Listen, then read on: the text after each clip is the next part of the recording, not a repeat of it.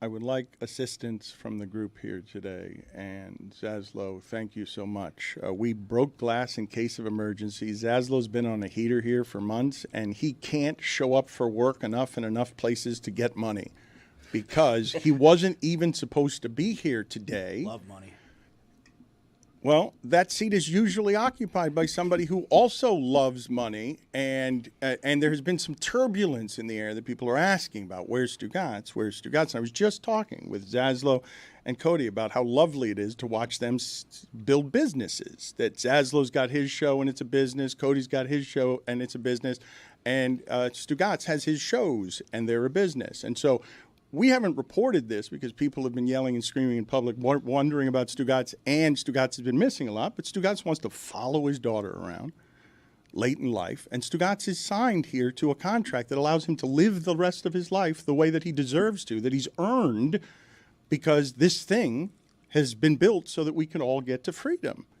But his freedom makes it so that we need him after the single biggest thing the Knicks have done in 25 years, and he simply can't physically get here because over the last 4 years, it's been hard to physically get him here. So I ask you, Mike, what am I to do today, as the Knicks have not felt this good in 25 years? That viewing experience of New York-Boston is going to resonate across the country as a big series because, holy shit, New York's an underdog. What are you talking about? New York, the Knicks, have been a laughingstock for 25 years, and they've got the champs on the brink with the smallest conqueror that there is in the sport. That dude, Jalen Brunson, has become a superstar, and I tried to tell this story last week and never got to the ending. When game one happened, I didn't know who to root for. At the end of the game, I found myself rooting for Boston because I've hated the Knicks for a long time. And I'm like, wow, I did not know that was there. That's surprising. And then game two started, and I'm like, I'm falling in love with Brunson. How is this happening? How am I falling in love with a Knick? And from right then on, the next 3 games, I find myself, I want Boston to cry. What I want the most is for Boston to cry. Where did you turn that around? Let the hate flow through you. Wow. And I guess you were alluding to the fact that, Stugotz is purportedly a Knicks fan. You got the biggest Knicks fan on the planet right here with you, pal. Bing bong, I'm so in on this. I'm straight up rooting for the Knicks. Let's go, Knicks. I've been rooting for the Knicks from day one of this series. I was Go New York, go New York, go. I got to tell you, I don't even recognize myself because it's the greatest compliment that I can give in the sport that does such a good job with the stories. Holy shit, Jalen Brunson, I'm late to this party. You have beaten the respect out of me, even though I'd want your fan base to suffer. Like, I cannot give a player a greater compliment than that when I want New York fans to hurt, and I'm like, oh, man, they got the beloved one, and no one saw him coming. So now New York gets to identify. This is amazing, as loud as these people have been for 25 years without winning anything. New York gets to identify as the underdog. You've got to be shitting me. The beloved underdog Knicks? Oh, how great are these crowd shots? You see Starbury over there getting the close-up, Spreewell. Why is there no other team that has that, where the former players sit courtside and not just sit there and watch the game, they're on the floor cheering and jumping around. No other team in sports It's has like that. seeing the University of Miami players come back and be on the sidelines, Only like better. the college players. Only because they're beating the Boston Celtics. I wish those Miami Hurricanes could line up against the Boston Celtics. Marbury loves the Knicks so much. Last night was one of the greatest nights of my life. WFAT.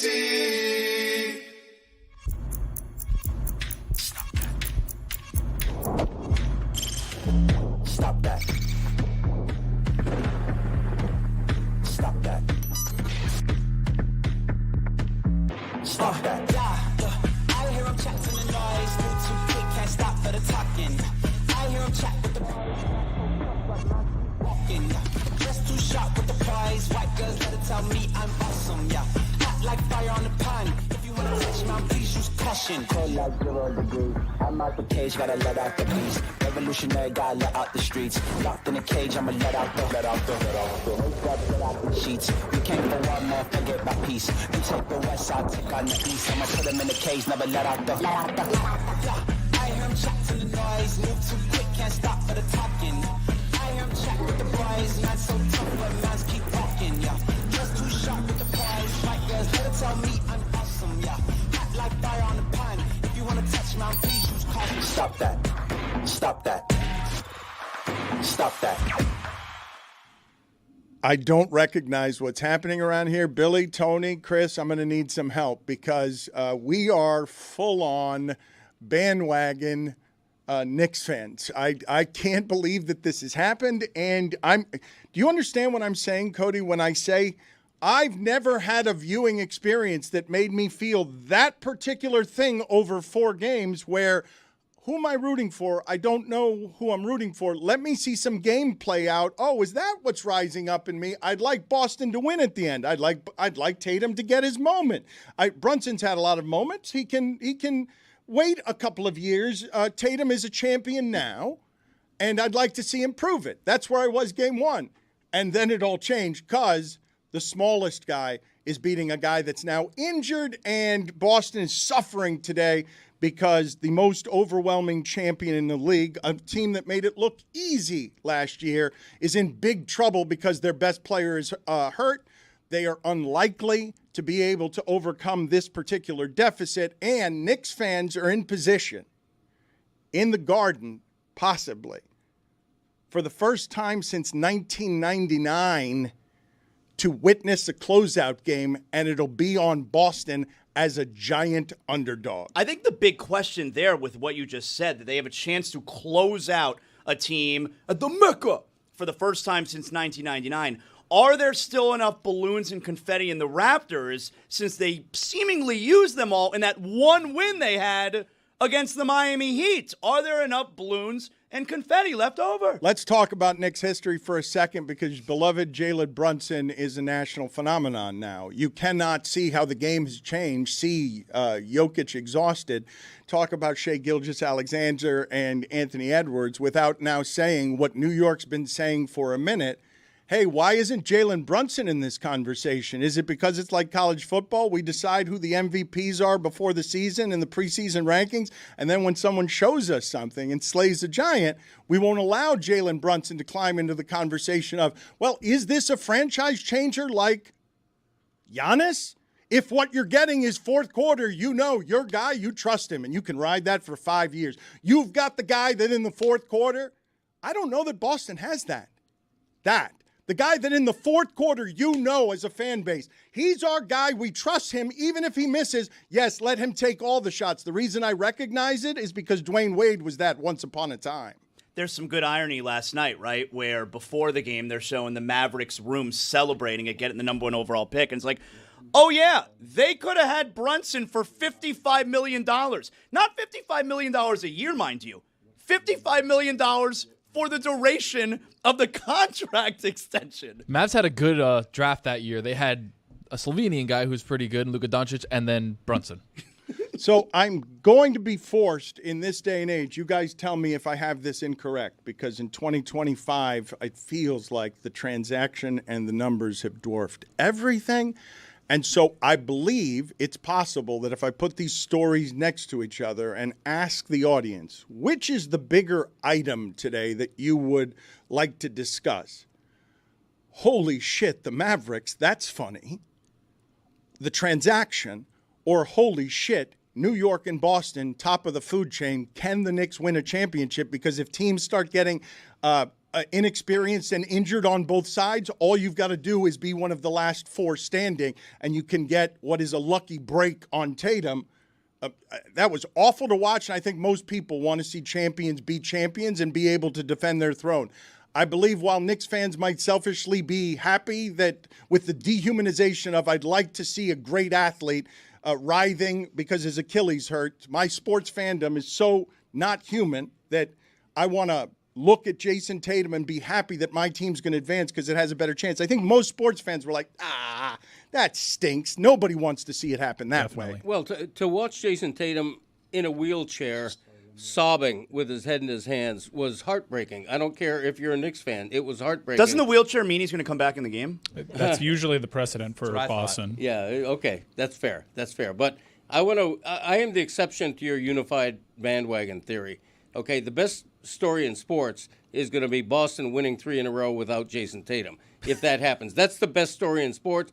I continue to be a closet Celtics fan because they were my first team. Sam Jones, Havlicek, Bill Russell. Back in my day, hold on a minute. Get this music. Hold on a second, Chris Cody. Let's seed the stage to original Celtics fan Greg Cody, so he could talk about the halcyon days of Carl Yastrzemski.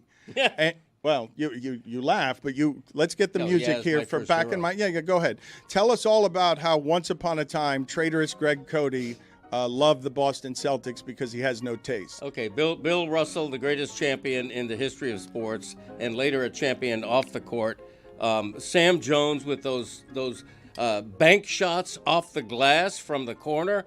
What a player he was, underrated. John Havlicek, Hondo.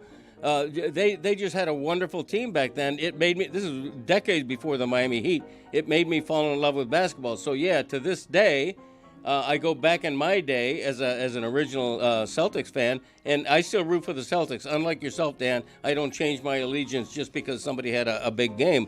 And by the way, Jason Tatum last night, I believe, had 42 points or something. So he's capable of leading that team to a championship. But will he get the chance? Of course not. Will the Celtics win without him? I wouldn't write them off. Greg, quick question. So on the Sam Jones, he's got the bank shot from the corner. How mathematically? What you were describing there makes no sense. I was totally thinking the same thing. Well, that's it. Let me explain something to you because this corner-ish. Look, man, Greg Cody loves nothing better than to tell a yarn from a time no one remembers, so you can't change any of the details because he didn't actually see Wilt Chamberlain's first game. He just remembers that way. I remembered seeing it. So Sam Jones, you may not remember him, Tony, because it was 40 years before your time. But yes, he would frisbee the basketball several loops around the backboard, and then it would go in. That's how Greg Cody remembers it. Sure. Nobody's old enough to question him about it. Okay, when I say a bank shot from the corner, I mean the corner-ish.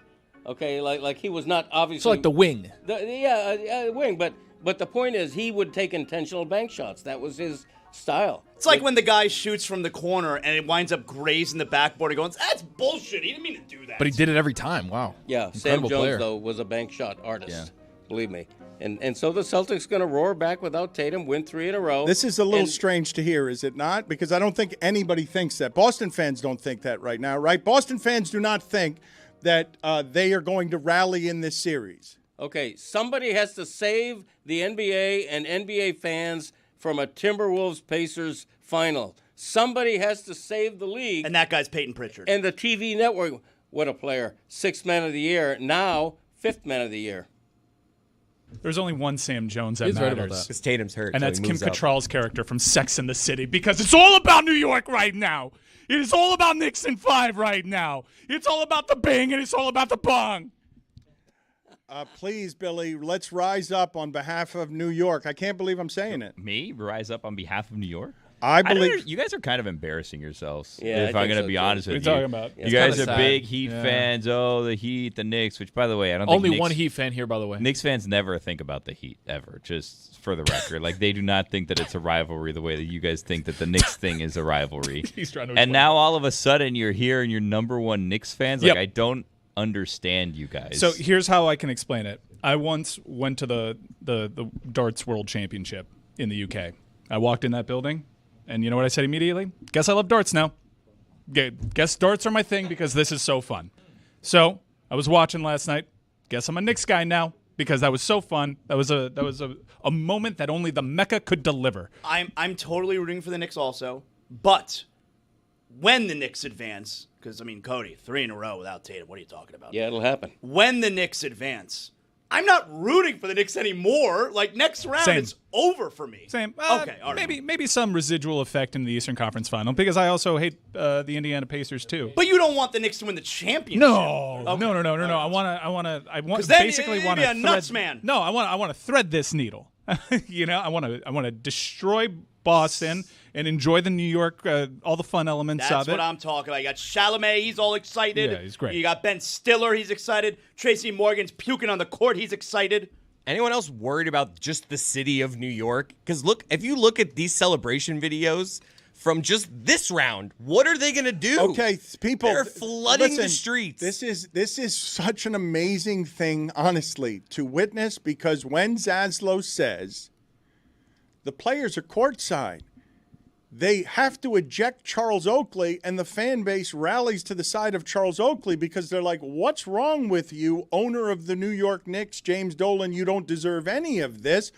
Oakley's what Knicks basketball is, according to my dad and my grandfather. And what Knicks basketball is in New York, even though it's a loser, according to my dad and my grandfather, is the greatest feeling this city has ever known.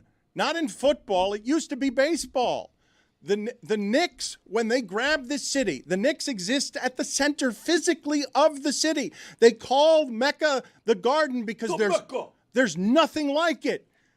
What New York is about to become, and this part is the fun of it for Miami, because I can respect Jalen Brunson. I can enjoy that Jalen Brunson brings me the joy of hating the Celtics and enjoying their fans' tears.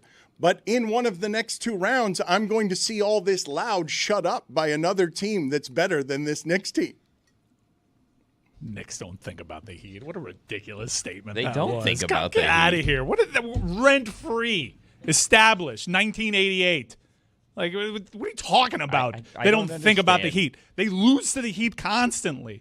The Heat have won 3 titles since they were Go on. granted a championship team. They're better The than Knicks the have Heat. 1 title that they don't shut up about. Go on. Of course they think about the Heat. Every free agent they think they're going to get the Miami Heat get. I mean, they're having their moment right now. Okay, yeah, they're thinking about Boston right now. They don't think about the Heat. I mean, I have eyes, I have ears. I watch those games. It still means something. Well, you're a Knicks fan. I know, and I think about the Heat nonstop. Bing bong. You all are a bunch of non-Knicks fans. What a bunch of fraudulent Knicks fans That's you what I'm guys are. saying. You guys want to be Knicks fans, but you just want to be Knicks fans for one more win. That's exactly right. Thank Yeah. you. You guys are Ooh, ridiculous. you showed me, Billy. Yes. Yes. I'm not trying to show you. I'm trying to understand you guys, Yeah. and I simply don't. Well, It's about no, it's- hating the it's- Boston We Celtics. hate That's what it's Boston. about. We hate Boston. This is fun. This is Yeah. a fun team to beat Boston. I mean, I think it's simple as pie. I actually went to bed last night knowing that the Celtics are down 3-1. I went to bed with a smile on my face. Literally, I was like this. So happy. I was so happy. I fell asleep like that. But you're not a Heat fan. Like, we've gone over this for 2 weeks now. Like, you're a Panthers fan now. Why do you have your middle fingers up? I slept so well. When's the last time? Hold on, get in that position again. And when is the last Middle time? fingers. That's every Panthers night, right? Or Oh my! You better believe it. Billy, you're not wrong. It is wrong. It's immoral of this show that has hated New York for Yes. more than 25 years because New Yorkers have infected this town. I feel like we're acknowledging what you point out as a hypocrisy, and I would just alert you to the fact that we hate Boston more. So much more. Well, We but hate this Boston is, but this, more I didn't and realize. consistently. See, I'm sorry, but what dawned on me, right? I'm old-timey, alleged, pretending to be objective journalist like Greg Cody here, a dinosaur in the modern age. And what I don't very often feel, this does not stir inside me very often. I haven't felt a form of this feeling since 2010 through 2014. Oh, I'm here for just the hatred. I'm here just to see everyone broken by OKC holding up the title, and we can all walk away and like, look, we were losers this year in Miami, but we almost got Cooper Flag. I mean, the only real Heat fan here, you're looking at him right now. You're listening to him right now. too. I told you guys there's This only should so be many this times I could have victory lap. prophesied this. Wait a minute. This is a victory lap 2 years in the making. Tony, go to the victory lap room. You deserve a long, strong soliloquy here on Tony's been telling us for a while, tank for Wemby, tank for Cooper Flag, and right here, the percentage of balls broke. I still believe, you guys think I'm wrong on this? That a bigger story last night than Knicks, put it on the poll, Juju, at Le Batard Show. Bigger story last night. Knicks go up 3-1 or Dallas gets the pick, and then you get the Nico story because I think the transaction has topped the action now. People want to talk about the shit. It's not about the games. It's about the shit. To be fair, though, I think the biggest story from last night is Jason Tatum might never be the same. He might be out for a full season. I mean, this series is one thing. Like the biggest story in the sport was one of the game's biggest stars has an apparent Achilles injury. Well, it's both because I don't think I'm being hyperbolic when I say because of those two things, Tatum's injury and what it means for the future, not just this series, what it means for the future of the Celtics and the fallout of Dallas getting the number 1 overall pick, I don't think I'm being hyperbolic when I say I think the landscape of the league changed last night as far as the future. It was a moment. It was a moment in time where you can absolutely circle back, and I cannot wait to do the investigation on all the veins that sprouted out from this performance. Because, yes, that was a monumental game. I think the for landscape the of the history entire league changed last night. Can we talk about this, please, if you guys are actually fascinated, as I think you are, about the transaction? Because Celtics were already talking about changes because just the cutthroat competitiveness of this league where now all the teams need to be better at threes than all the other teams. Like that, how do you build the machine faster? And what's being built in OKC, Brad Stevens is smart enough, and Danny Ainge before him, draft pick hounds where you can get the most valuable thing in sports right now. Fixed costs. Numbers are dominating the game.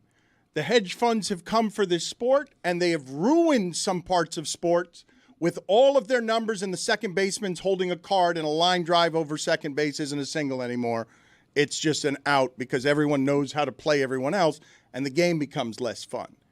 We are at the middle, and Zaslow's got this exactly right. Exactly right. In all these conversations, how do we fix basketball? Face of the league, is it going to be Anthony Edwards? Jason Tatum was applying for the job.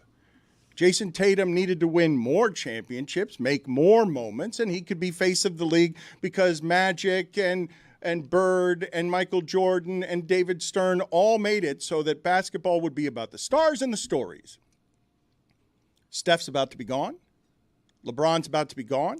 The league needs to be taken over. Jason Tatum is a perfect candidate for face of the league. But this injury is a crusher, and on this night, losing was a very small part of why this hurts for Boston, because they were about to change that team anyway because Drew Holiday's older. It was 3 playoffs ago that Drew Holiday was saying out loud, I can't guard Jimmy Butler. I want to retire.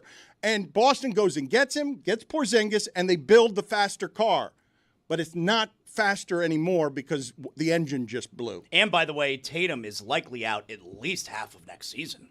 But that's why the engine just blew, because and that injury is hard to come back from, and Kevin Durant hasn't quite been the same since he chased a championship this way, because the Achilles affects you on defense. Like when you're saying that what happened last night, when Jason Tatum is crying, I don't know if anyone heard a gunshot, but everyone that I heard from immediately that knows about these things says, yes, that's an Achilles. That's not just a non-contact injury. That's a brutal injury. And people around, if it is indeed an Achilles, would have heard a sound that doesn't sound human. And it seems like Jason Tatum. It's that noticeable, the sound of it? It can be on just an Achilles. If people were there near it, they would have heard the sound. It pops. Yeah. And it feels like a gunshot, and the fire that burns through you, and obviously it hasn't happened to me, is something that you know immediately, oh, I'm out for 9 months. Well, I shouldn't even say you know that immediately. First, you're in terrible pain, and then you know immediately, I know what that is. I'm not playing anymore this season. I'm finished, and I'm crying in a wheelchair, because in some ways, I'm guessing, Mike, he realizes what you're saying.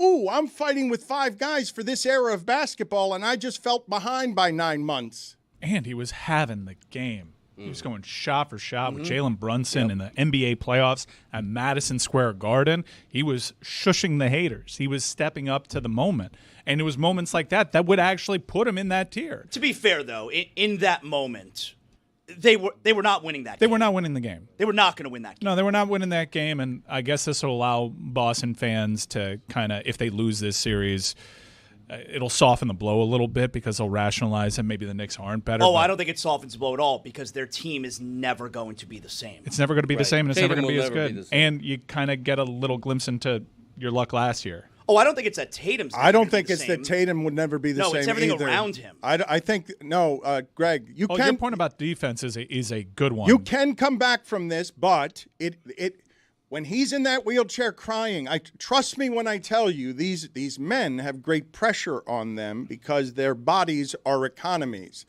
This injury is one that's feared throughout the sport, and it's the one that Kevin Durant risked in chasing Golden State's championships and has never been the same.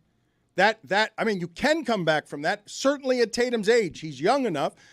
But what Greg says there, that he won't ever be the same, that is not entirely true. Okay, I think it might be, though. And it can be. I guarantee you when Tatum went down, he knew instantly what the injury was, and I would bet big that the thought goes through his mind, this could really wreck If me. it's an Achilles, right? They have not actually reported that yet, right? No. Like No, it's just a bunch some of people are Twitter saying docs. broken leg, so I don't even Broken leg. like, or what, fractured fibula? I mean, it looks like an Achilles. Everyone on the internet seems Have pretty you strong checked about Twitter? this. Everyone's a doctor. Yeah, everyone's a doctor right there. I mean, it would be a weird broken leg situation, but yeah, it's a really tough scene for Boston, and that's their star player. There are few losses that feel as devastating as that. You probably lost a series. You lost your superstar. You knew that headed into the offseason you were going to reshape what was a championship team, and now you have all sorts of doubt because I guarantee you the plans were to build this team around Jason Tatum, and now you have a flaw in your plan. Why didn't Missoula just yell for him to get up? And the other thing, Greg Cody, that you're saying when you say that Boston might rally, the other thing that all of Boston realized while he was crying in that wheelchair, we will not win the championship this year. Yeah. That ends right here in this wheelchair. Might as well put our season in it and roll it out because the teams are too good that are remaining. Even if Mobley's out, you can't. Losing this guy, the third best player in the league, who makes 40 look easy. Who is a player not quite Steph Curry, but there haven't been a lot that size in the Durant class of can make 40 look easy and be the third best player in the league. You lose that for the season, your season is over. And if not now, soon. Everything goes out the window. Celtics fans are coping with the fact that, okay, we're not dynastic. we're tearing this thing down again. That's the worst part. Like they were supposed to be this unstoppable team again this year, even though they're the 2 seed. It was going to be back-to-back champions. And now, if we're being honest, are the Celtics winning again anytime soon? Now they might be looking at outlier, dead in the face, and they fear that too because now you'll look at their championship funny. Like, look at everything that broke right for you on your way to that championship. You're getting a little taste of the other teams. Like, your best player goes down. You went through 3 rounds of that. And as a huge Knicks fan, you love it.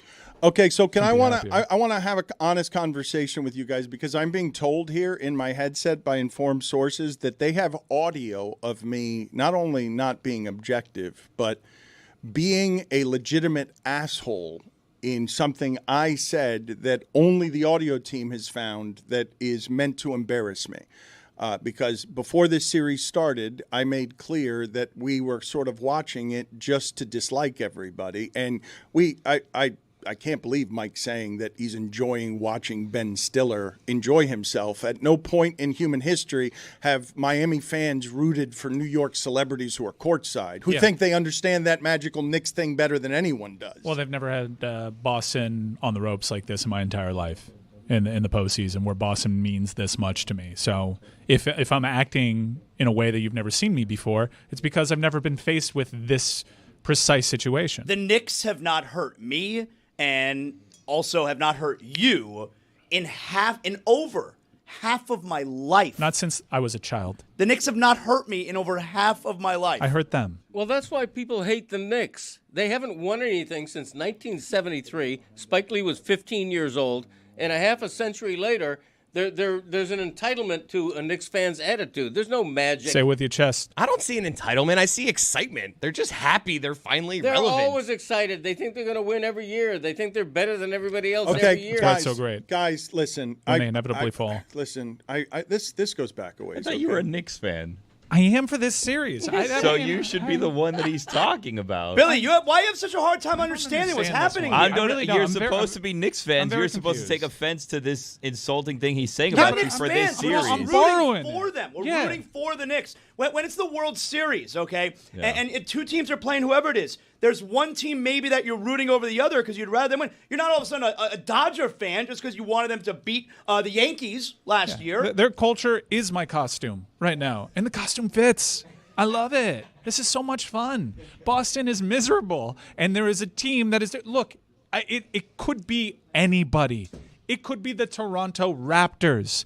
I would start talking with a Canadian accent. I would love what's happening to Boston. This isn't so much about New York, even though, man, it is a fun bandwagon when things cooking. That's a fun home court advantage. The crowd, they're right on the court. Larry Johnson's jumping around. All of a sudden, I don't care that he was punching Alonzo Mourning. It is a fun culture to pretend you are a part of. No doubt. It is. But it could be anybody. There is. Seriously. It could be anybody doing this to Boston. It's rooting for not Celtics. That's right. What it is. That's right. The Heat are long gone. Like, all there is right now is rooting against Boston, and the Knicks are making me happy. The Celtics winning back-to-back. Greg, let me ask you something. Yeah. The Celtics winning back-to-back championships.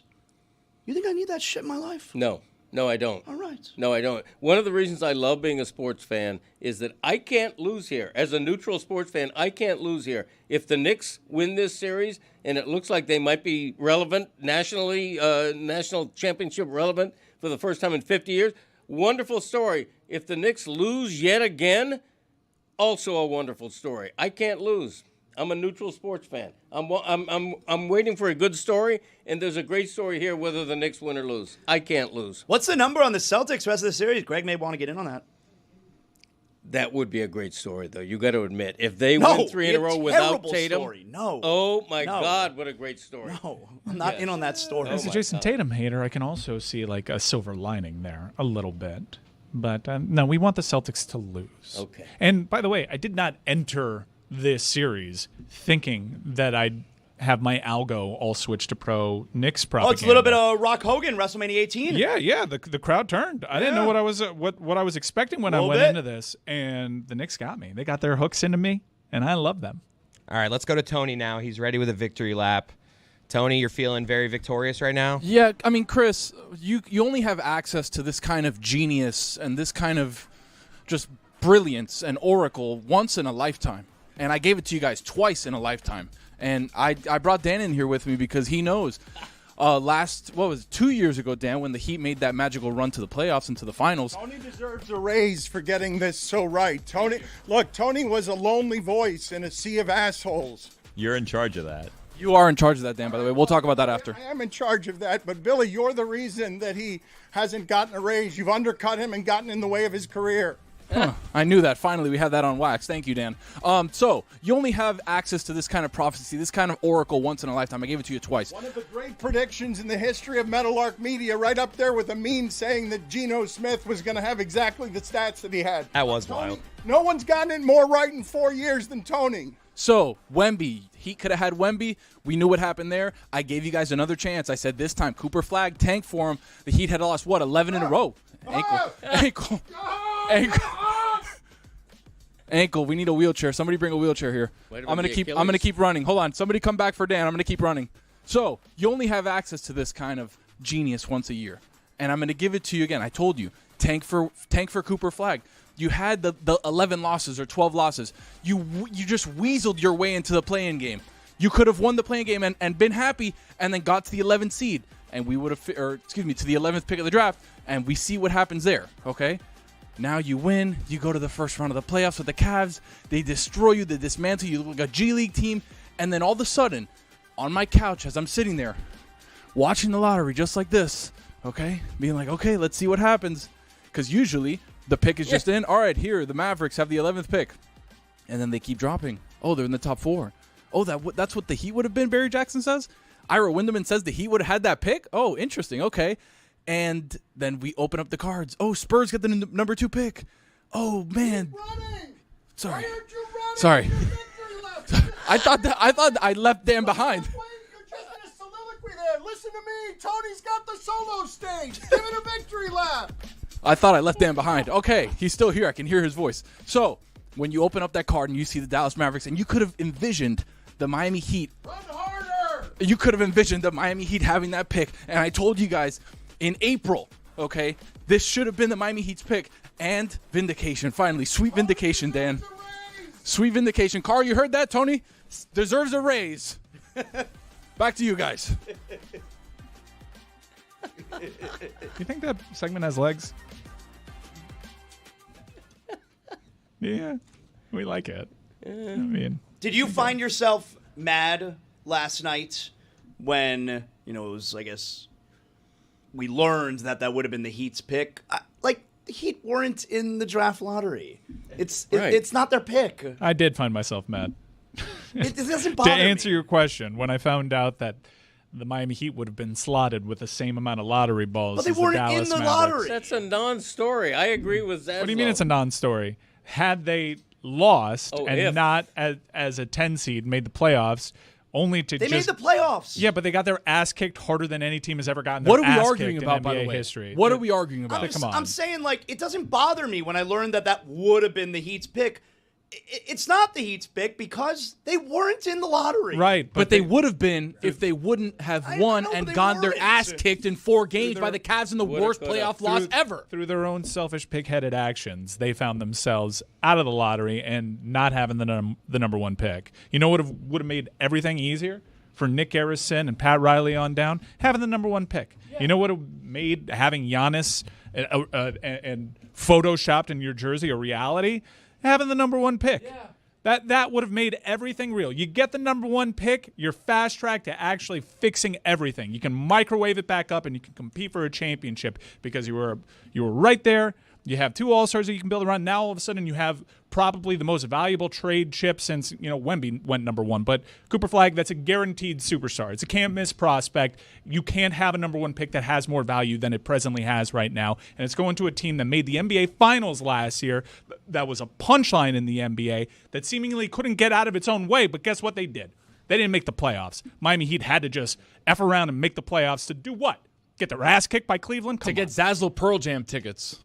Why is the NBA so bad at not looking rigged? Right? It's true. Like, that's I true. don't understand. Like, for a league that's always accused It is of funny. rigging the draft. It's the one league where everything is rigged. It just, and at every chance that they get to not look rigged, they somehow make themselves look more rigged. Do you think? Go. Well, because you look back to the situation. So Luka goes to the Lakers, a team that the league wants to be very relevant and win a championship, right? But it's not just that he went there. It's the way in which he went there, where he was traded to the Lakers, but no one else knew he was available to even be traded for. And the compensation they got back for him was not great. So everyone was upset about that. So then everyone is saying, well, Nico doesn't know what he's doing. And then all of a sudden, oh, here you go, Nico. Here's the best player available. And, coincidentally, you're just going to be able to replenish your team after you sent a franchise that we want to be great, your best player. Here's another superstar just handed to you on a silver platter. When Adam Silver gets word that they won, do you think he kind of is like, Adam Silver puts out word that they won. I'm just saying, okay. Do we really want to, Allegedly. who in this room legitimately thinks it's, I get it. It looks rigged. Well, It does. the whole lottery system is ridiculous. But is it rigged? 1.8% can win this grand prize. Well, that's how It's a lottery not is. fair. That's a lottery. I know, but it's not. There has to be a better way to reward teams on a system where the worse you are, the more chances you have to win.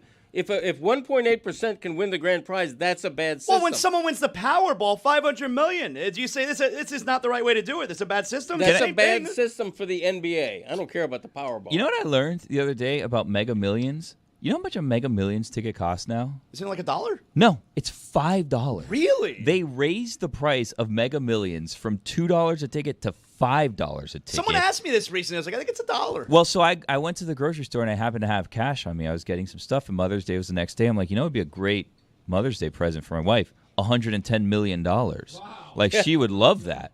So I'm going to go and I'm going to get Wives her love money. My wife would love that. $110 million? I mean, that's like 2 years that we don't have to do anything. So I go and I say, I'm going to get her like a Mega Millions ticket. And I was like, I'd like, 5 Mega Millions tickets. And I go to give the lady $10. She's like, do you know it's $5 now? And I'm like, no.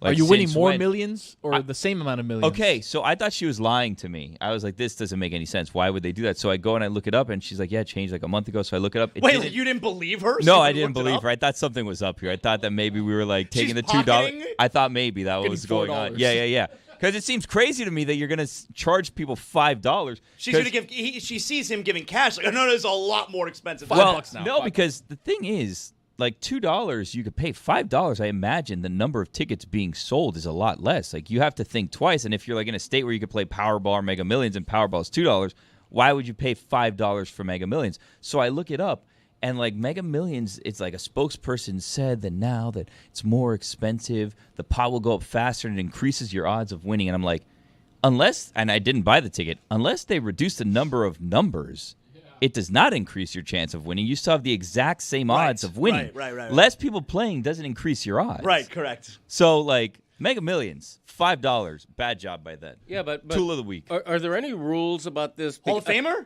I don't. The I fans don't, vote on that, Zaz. You know how it goes. I don't play the lottery, but I'm wondering if there are any rules. Example: what prevents Jeff Bezos from buying $10 million lottery tickets? 10 million lottery tickets. Nothing. So all of a sudden, the billionaires are winning the Powerball. Well, so here's how it could work, because I've also thought about this, right? I think your chance of winning is like 1 in 700 and whatever million, right? So theoretically, you can go and you could buy every single number if the pot is high enough and guarantee that you will win the Powerball, right? So if the odds are like 1 in 600 million and the pot is at 1.8 billion, you could spend 1.2 billion and guarantee that you will win because you have every single number, right?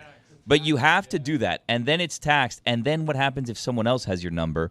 And then you have to split the 1.8 billion, and now it's like 900 million. Then you got to decide: do you do the lump sum, yeah, or do you do the yearly pay? You got to go lump sum, baby. Lump gotta sum. go lump sum. I can get hit by a bus tomorrow. Bunch of suckers doing that yearly payout. Yeah, got to lump it.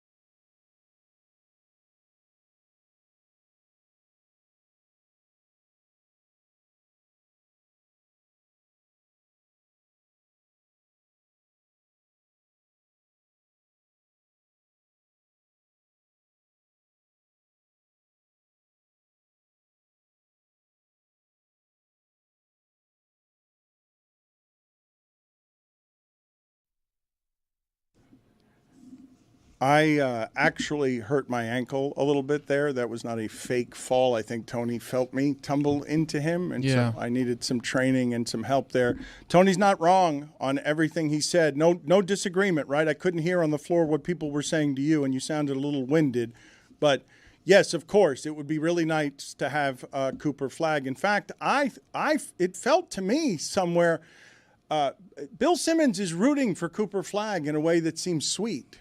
And he has been understanding that this is a player that can be transcendent. Well, this is why I probably the same thing I feel, where I didn't want to go to Charlotte. I didn't want to go to Washington. Dallas is probably, like when it came down to the final two picks, Dallas and San Antonio, it's like, all right, he's going to go to a pretty decent spot. Well, is he? Yeah. Or is he going to get traded for Giannis? Because you were the one to throw out immediately with the Giannis reports, like, you get that number one pick. You call him Milwaukee. This is one of the more valuable number one picks of all time. Okay, so I'm only going by what Nico Harrison has told us. Like, Nico Harrison traded away Luka for Anthony Davis because he has a 3-year window. They have a 3-year window as an organization now to win a championship. So if that's the case, you have to trade the number one pick, right? But the Kyrie Irving injury now changes the math there a little bit, because if you had Kyrie Irving with AD and then you add a Cooper Flagg, okay, you got a nice core. Now Kyrie's out, and it's like, all right, do we have to make something else happen because that championship window, that championship core is now missing a third? Well, then what you're saying is then he has to now trade Anthony Davis because the 3-year window is based around Davis, and if they're abandoning the 3-year window, again, but defense his words. wins championships. His words. His words. You get Giannis and Anthony Davis. I don't care who the third piece is. I'm that is going going by to be formidable his defensively. words, based on the reason he made the Anthony Davis trade is because they have a 3-year championship window, and if that's unless he's changing his entire plan, they have to you trade know one what? pick. I'm sorry, Billy, to interrupt you, but Cody has made some fun of Zaslow on this, saying that Cody is more of a journalist than Zaslow is. Well, but I happen to know that Zaslow's got legitimate sources. I believe that Zaslow could break news right now about knowing what the Miami Heat is already in play for. Yeah. This is not about them. Here we go. Well, but no, but I think Zaslow, Zaslow, do I have this wrong? Do you not have? Hold on. Do you not have exclusive sources that would say to you exactly who could be? Look, guys, I know it's not about the Miami Heat, but Zaslow has breaking news here. From what I understand, Giannis interested. Wow. Yeah. Now I know we saw the report yesterday from Shams. He's open to everything. He's open to everything. He's interested in literally every team. Well, That's what we heard yesterday. he's definitely not interested in every team. Are you saying Shams is a liar? Yeah, well, no, but I'm saying that if hold on. Did you say Shams is a liar? Sorry. Just to be clear. Well, You're calling Shams a Shams liar. said Giannis is open to everything, right? Okay, well, I'm saying that's a little bit much. He's definitely not open to being traded to the Washington Wizards. So I'm not calling Shams a liar, but I'm just saying he's not open to everything. He's not open to going to the worst teams. But I will tell you, Giannis, interested in the Heat. And not the only one in this group of people that you're talking about, because I do believe that Anthony Davis would have some moves here, would he not? Anthony Davis is a power broker, whether he's injured or not. I don't know who you think these 10 players are in the league, but when Anthony Davis is healthy, he's one of them. Yeah, so that's where this also becomes interesting, right? Because I'm going by Nico Harrison's words. He has a 3-year championship window. But because like Tony said, if the Kyrie Irving injury is going to change everything, well, you kind of got to go around and trade away Anthony Davis. Like, pick a lane, pick a direction if you're the Mavs. And if they're picking the direction of Cooper Flagg, then you need to trade away Anthony Davis because that's not a 3-year window. And Davis could be another guy, again, power broker, who could be interested in Miami. I mean, but Cooper Flagg was part of the Luka trade. So, he knew this was happening. Like the league said, we'll give you the number one pick in Cooper Flagg if you just give Luka to the Lakers. Billy, so you speak for a not quiet minority that believes everything that happened there is bullshit because it's too perfect a story, all of it.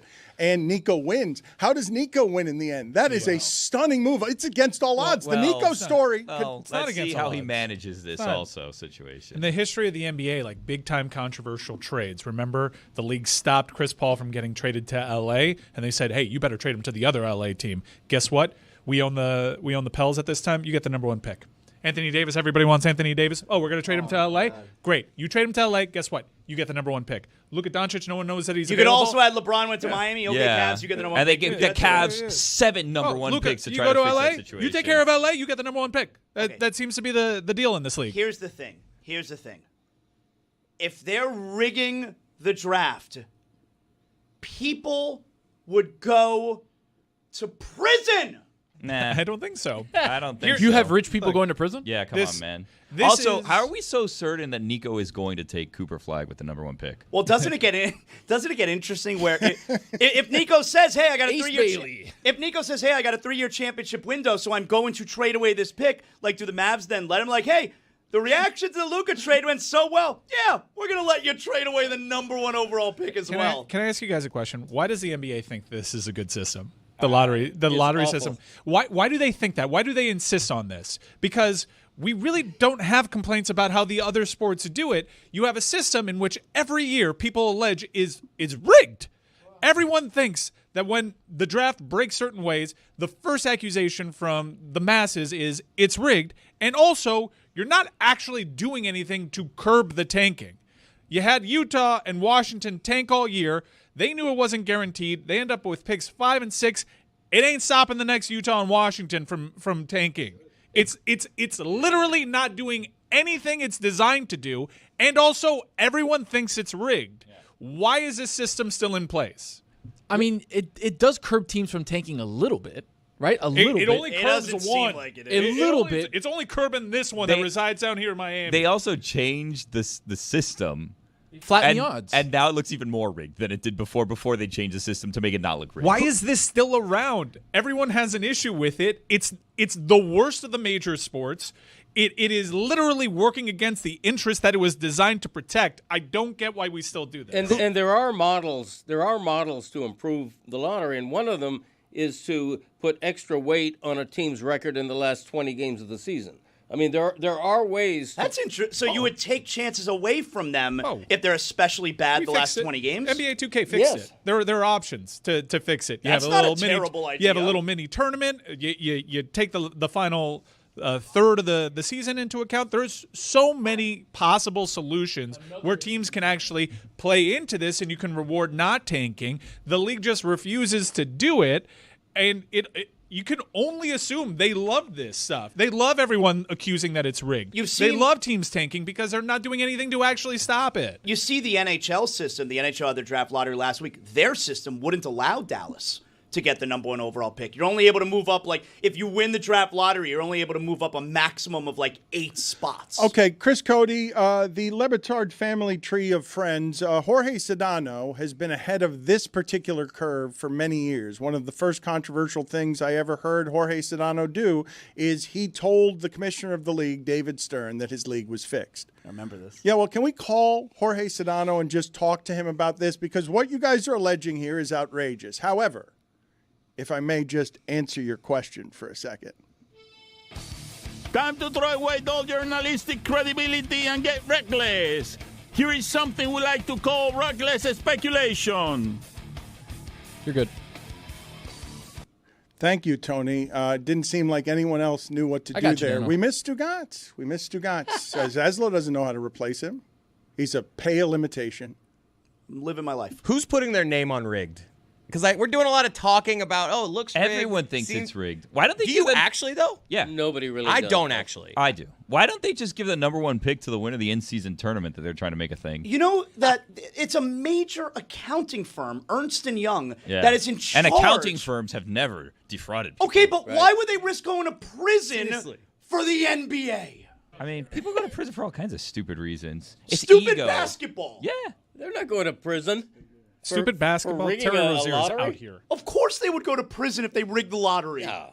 What's the law? What law covers that? Yeah, that's a good question. I'm a journalist, not a lawyer, so you're asking me questions I don't have all the specifics to. Okay. I'm also a judge. Yeah, He's a judge. He doesn't worry about the rules. He just enforces them. He is, with prejudice. He is climbing up the ranks. He is both judge and journalist, so he's judge and jury.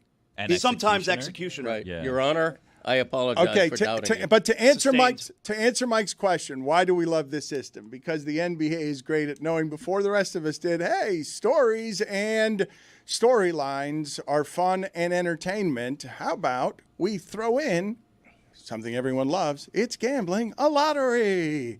Make it totally random. Everyone loves a televised lottery. Look, you're going to watch a live television program. And they had game show music going the whole time. Were you hurt by Luca? The lottery fixes all of your dreams. Nico goes from terrible executive to star-studded one. And I think Billy's question is a reasonable one. Don't put it past him. He might not draft Cooper Flagg.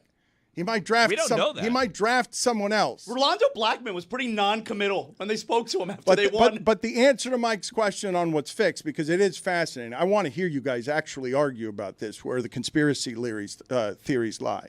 But it's not the games or the lottery that's fixed. It's the costs. Like, if you keep all of the fixed costs with all of these young players that are worth a huge amount of money, a Jason Tatum, and you negotiate the business of this, like, I understand your skepticism, but Zaz is right when he says all of this would be profoundly illegal to fix the lottery. Right, but it's not stopping people from saying that it's fixed, which is a perception issue. And more importantly, it's not actually stopping teams from tanking. But also, like, where is it in the Constitution? Because, like, right to bear arms, right to free speech, don't rig the NBA draft lottery. Like, I missed that amendment. You know what also doesn't help the whole draft lottery is rigged is when the most famous player in the world, LeBron James, insinuates that it's rigged. Like, why does he insist on doing that? He puts out the laughing emojis immediately after. And don't forget, when he was on the McAfee show, what was it, like 4, 5, 6 months ago? And he straight up says he believes the NBA rigged the draft lottery in 2003 to get him to Cleveland. I'd like a crack at answering that question psychologically, actually, because I've come around on, like, Billy's theory when he says Aaron Rodgers just is somehow addicted to attention. That's what the virus is. LeBron James, when Mike said yesterday of Pat Riley, he's being prideful here, duh. LeBron James has realized over the last 20 years the power he actually has, and it's because at this time of year, he's always the one everyone's talking about. It's been for 20 years. Like, that's where he went from kid to adult, after, 20 years old on. He's been the most famous athlete in the world, surprisingly normal in public, and the league just got taken away from him. Like, where everyone understands that Steph injury, what it means, right? Like, they got Jimmy Butler for Jimmy. Give us 24 games of the crazy. By the way, Jimmy last night. No, but give it. No, but Yikes. no, please, all the needles to the legs you need. Give us just 24. Get Steph to the end. We'll take 24 days of crazy. Steph and LeBron are giving over the league right now. This is cold to say. Jason Tatum and the Celtics machine didn't just blow a tire last night. The engine blew. Like, the teams will get better at threes faster, and next year OKC will be better because they've got fixed costs. They've got, hey, you guys all got to stay in 7 years in OKC, Shea. You can't leave. You know why? We got you locked in. Please sign an extension now, because we had James Harden and Kevin Durant and we had Russell Westbrook, and we learned in a small market the thing that New York had to hire like a bunch of agents to figure out, which is if we have all the draft picks, we can keep them OKC, fixed costs, because that lottery, it pays for everything. Like, yeah, but you can have fixed costs without a lottery. I'm talking about the whole whole way. I simply do not comprehend using the fixed costs as an argument to keep the lottery. No, but you're just saying place. the draft. I'm saying the business of the sport on display for all of us to see, especially in the age where the transaction is so important that we're talking as much today about Giannis and about the draft as we are about the game that was played. It's not for all of us to see. It happens behind closed doors with an accounting firm that the NBA hires, and the sources are, just trust us, bro. Okay, I but can there's understand. a room full of representatives every team in there too. I understand. It's not wrestling, Mike. I'm not alleging that it's rigged. I'm saying that everyone thinks that it's rigged, and there are reasons why everyone thinks that it's rigged. But nobody talks about it being rigged the year that the team with the highest percentage likelihood wins. They're talking about it now because 1.8% won. That's how you throw them off the set. That's bring an it every anomaly. year. LeBron did. LeBron gave voice to, they had the best odds that year, and what? They still fixed it to make sure I got there. There's plenty of reasons as to why people think it's fixed because it's not super transparent. But the idea of risking the credibility of a league just for take like away credibility. Dude, they rigged the 06 finals. There was a referee rigging the 2006 NBA finals. What are we talking that's about? a rogue referee. This is like a league decision of like, all right, we're going to manipulate all these things. It's a rogue referee that officiated a lot of games and was allowed to continue to officiate while an investigation was pending, and had other close referees that I should remind you are still officiating to this day. You're playing both sides, though. You just said you don't actually believe it's rigged. And now you're like, but... No, I'm not telling you what to think. I'm asking you if you'd like to. There's plenty of reasons as to why people think it's rigged. And also, one of the reasons it was! You also have their officials, while not making bets, impacting the outcome of games where, like, every team exactly how the official is going to referee that team. Like, the human element in basketball is crazy and how much they impact the game. Billy's dead on. There are so many betting trends for certain officials. Oh, you're going to want to take the road team here. There's a human element here. There's also, like, this guy favors this one team. There's absolute stats for that. I'm sorry if you're being distracted by the automated voice in the background. Greg Cody, do you want to give a recounting? I don't know how much of this is going out on air. I've been sort of howling with laughter inside since Mike got to another octave of condescending with the phrase, "that I should remind you." Yeah. Like, once you get to "that I should remind you," like, you're just lost in the smell of your own farts. No, dude. We're here having a conversation. Why would the NBA rig this? They rigged the finals one year. They rigged the finals one year. There's three banners up there. One of them was rigged. Hold on. Here is something we like to call reckless speculation. Are you good? Nothing reckless about it. This is proven. This was documented. Do you not remember the NBA Finals in which Dwayne Wade got every call? All right, Bennett Salvatore made those calls. It wasn't Tim Donaghy. Come on, Come on, dude. what? It was proven to be rigged. What are we doing? Judge Zaslow? Rigged or not rigged, 2006. Yes. Not rigged. Legit championship. Not rigged. He rules with bias. I rule. With prejudice. With prejudice? With prejudice. There will be order in this court. All right. All right, listen to me. Bailiff, take that All man right, out. Judge and journalist, real quick, Zaslow, any other heat reporting that you have for us? Just to be clear, is Zaslow reporting? Yep, I am. Greg, no, I believe it would be news. School's in session here, Greg. I believe Okay. it would be news, and I believe that Zaslow has good sources. Did you just report? Because Billy is skeptical of all these bullshit reports. Did Zaslow, with his credibility at stake, just report that Anthony Davis and Giannis have expressed whatever it is that needs to be expressed so that the Miami Heat could get a whiff of that wonderful scent of joining the Hope Parade? Listen, I am a respected journalist. I do have sources.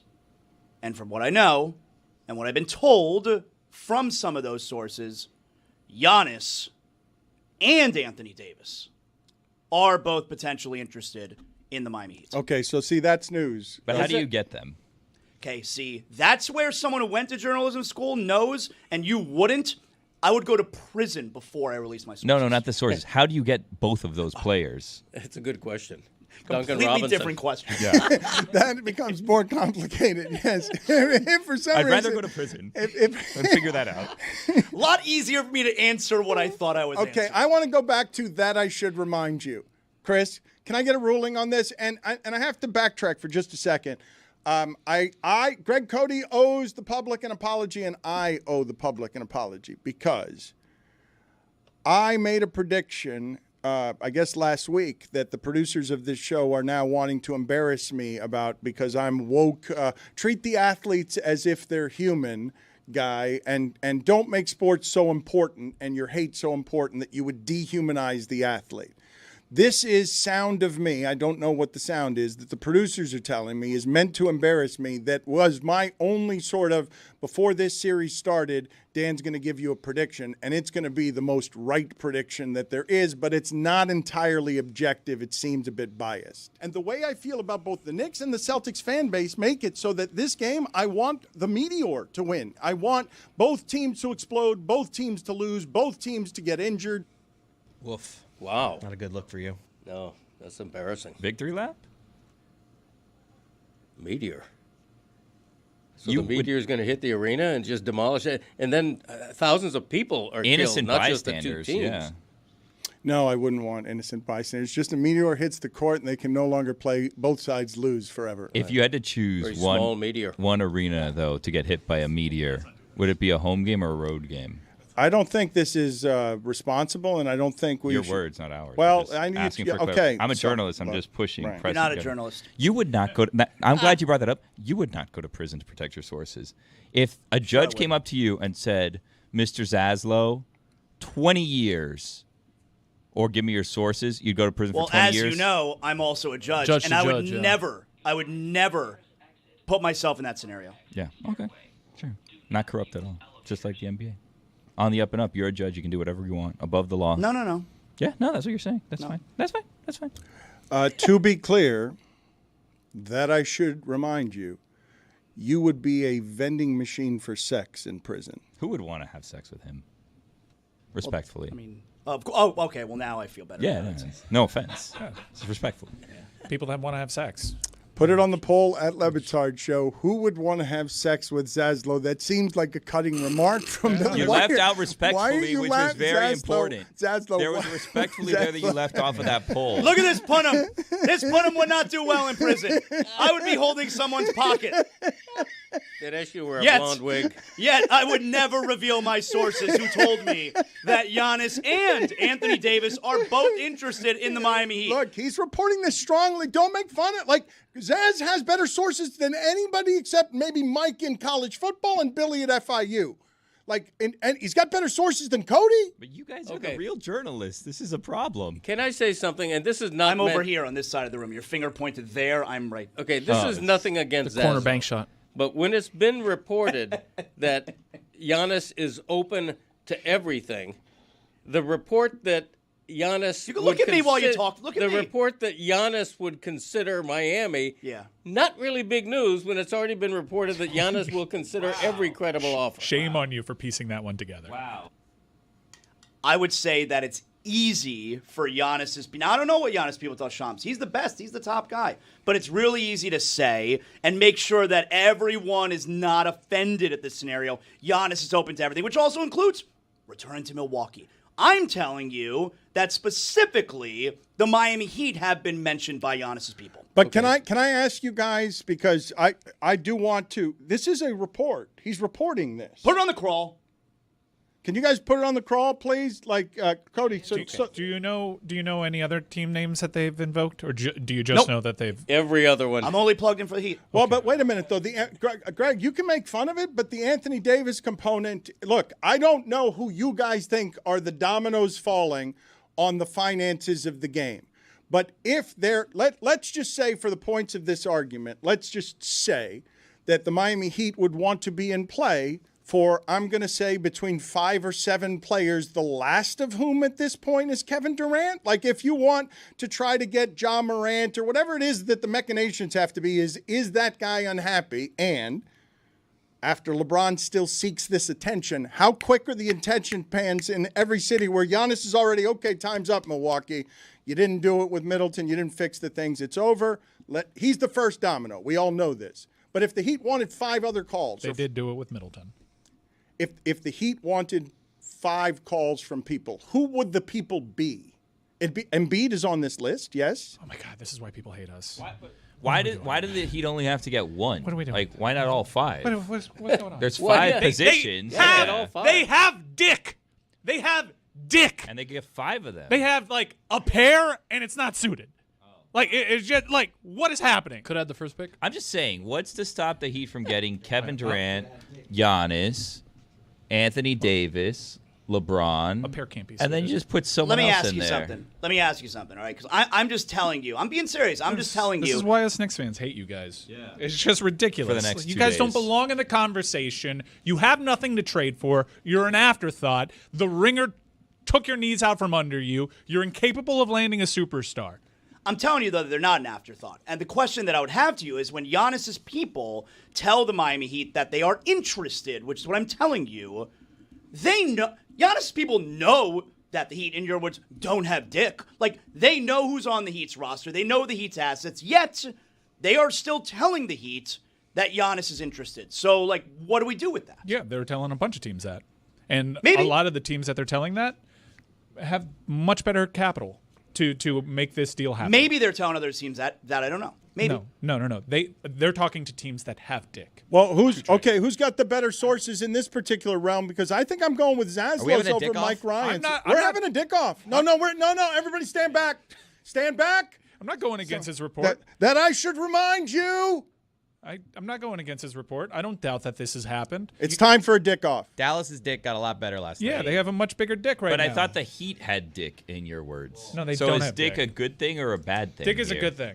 Or it can be bad. Especially if it's like a big old hunking Okay, massive enough. hammer. All right, and enough. that's what Dallas has. And we've gone right too now. far. Enough. They got a I mean, what huge are you hammer. doing? Like a hammer. They got a, All right, they got a enough. hammer like All that right, guy hold that on they a would text you second. during COVID. For the audio Hold audience. on a second. No, Jesus Christ. Uncle No. Dick. What? No, Yeah, look. Greg's That's right. not the show we're doing. Dick had a hole in one, right? 5 Greg? minutes. Yeah, he did. Major asshole. Out.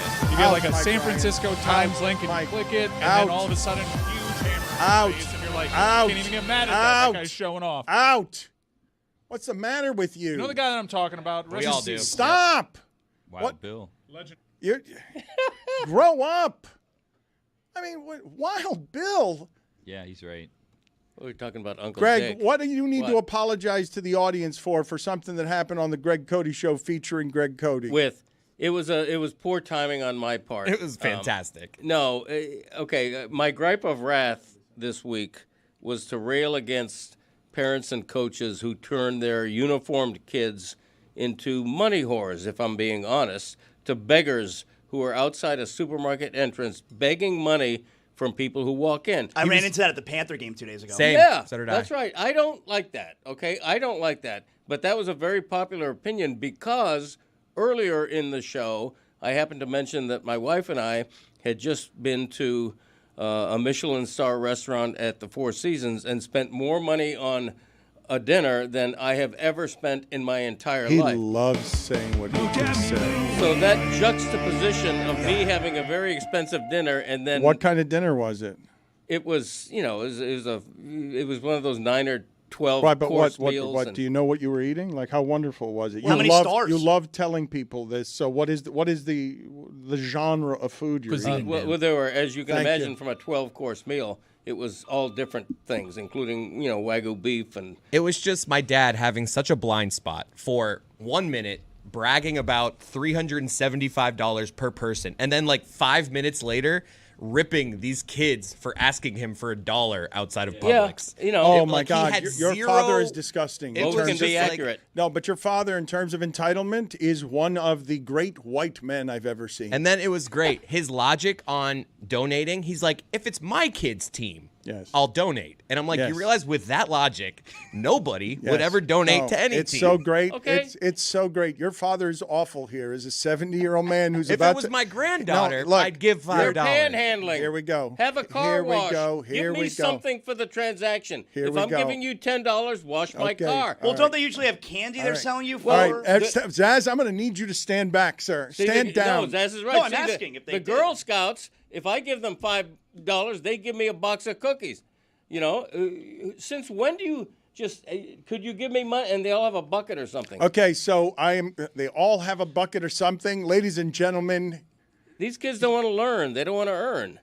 They're looking for a handout. The best is my dad also falls on both sides. He's on both sides of the argument. He doesn't have cash, but he doesn't also do Venmo. You have a barcode. I don't have that, and I don't have cash. No, I don't do Okay. any I'm of like that. in this. okay. You know what I've done? I've mastered the art of pretending to be on Oh, my that's phone. terrible. When you Wait, walk can you past show the us how? kids- Wait, show us how you do it. So Dan, go ask him for $1. No, wait. Let's see how Greg fakes it. Okay, can we recreate this in another room, please? Because I'd like I'd like you all to experience, okay, what an entitled classist my friend Greg Cody is, who has no problem telling you down his nose about the expensive wines he had that he doesn't understand and the gourmet spices that he had that cost hundreds of dollars. I've never spent so much on a meal.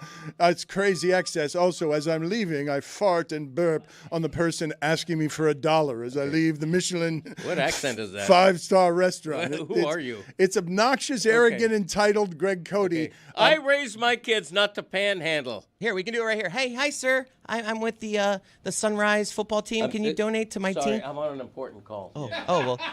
Can you maybe on the way out? Maybe. Yeah, the McGillicuddy file is in my upper drawer. You can't Yes, do it. Is that your go-to? Like, what's your go-to? I'm not really on the phone. Like, what do you say? Can't do that. Yeah, the go-to is because you only need You actually to- say McGillicuddy? No, the go-to is I'm walking into Publix right now. I'll probably be home in about 20 minutes.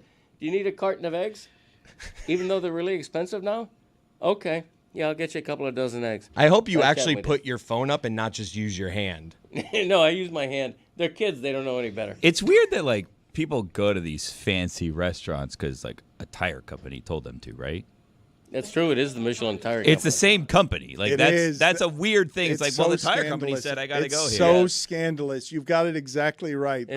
And by the way, a week after winning that Michelin star, this restaurant pretty much doubled their prices. Wow. And we fell for it anyway. All right, so again, Greg dying to tell you this story.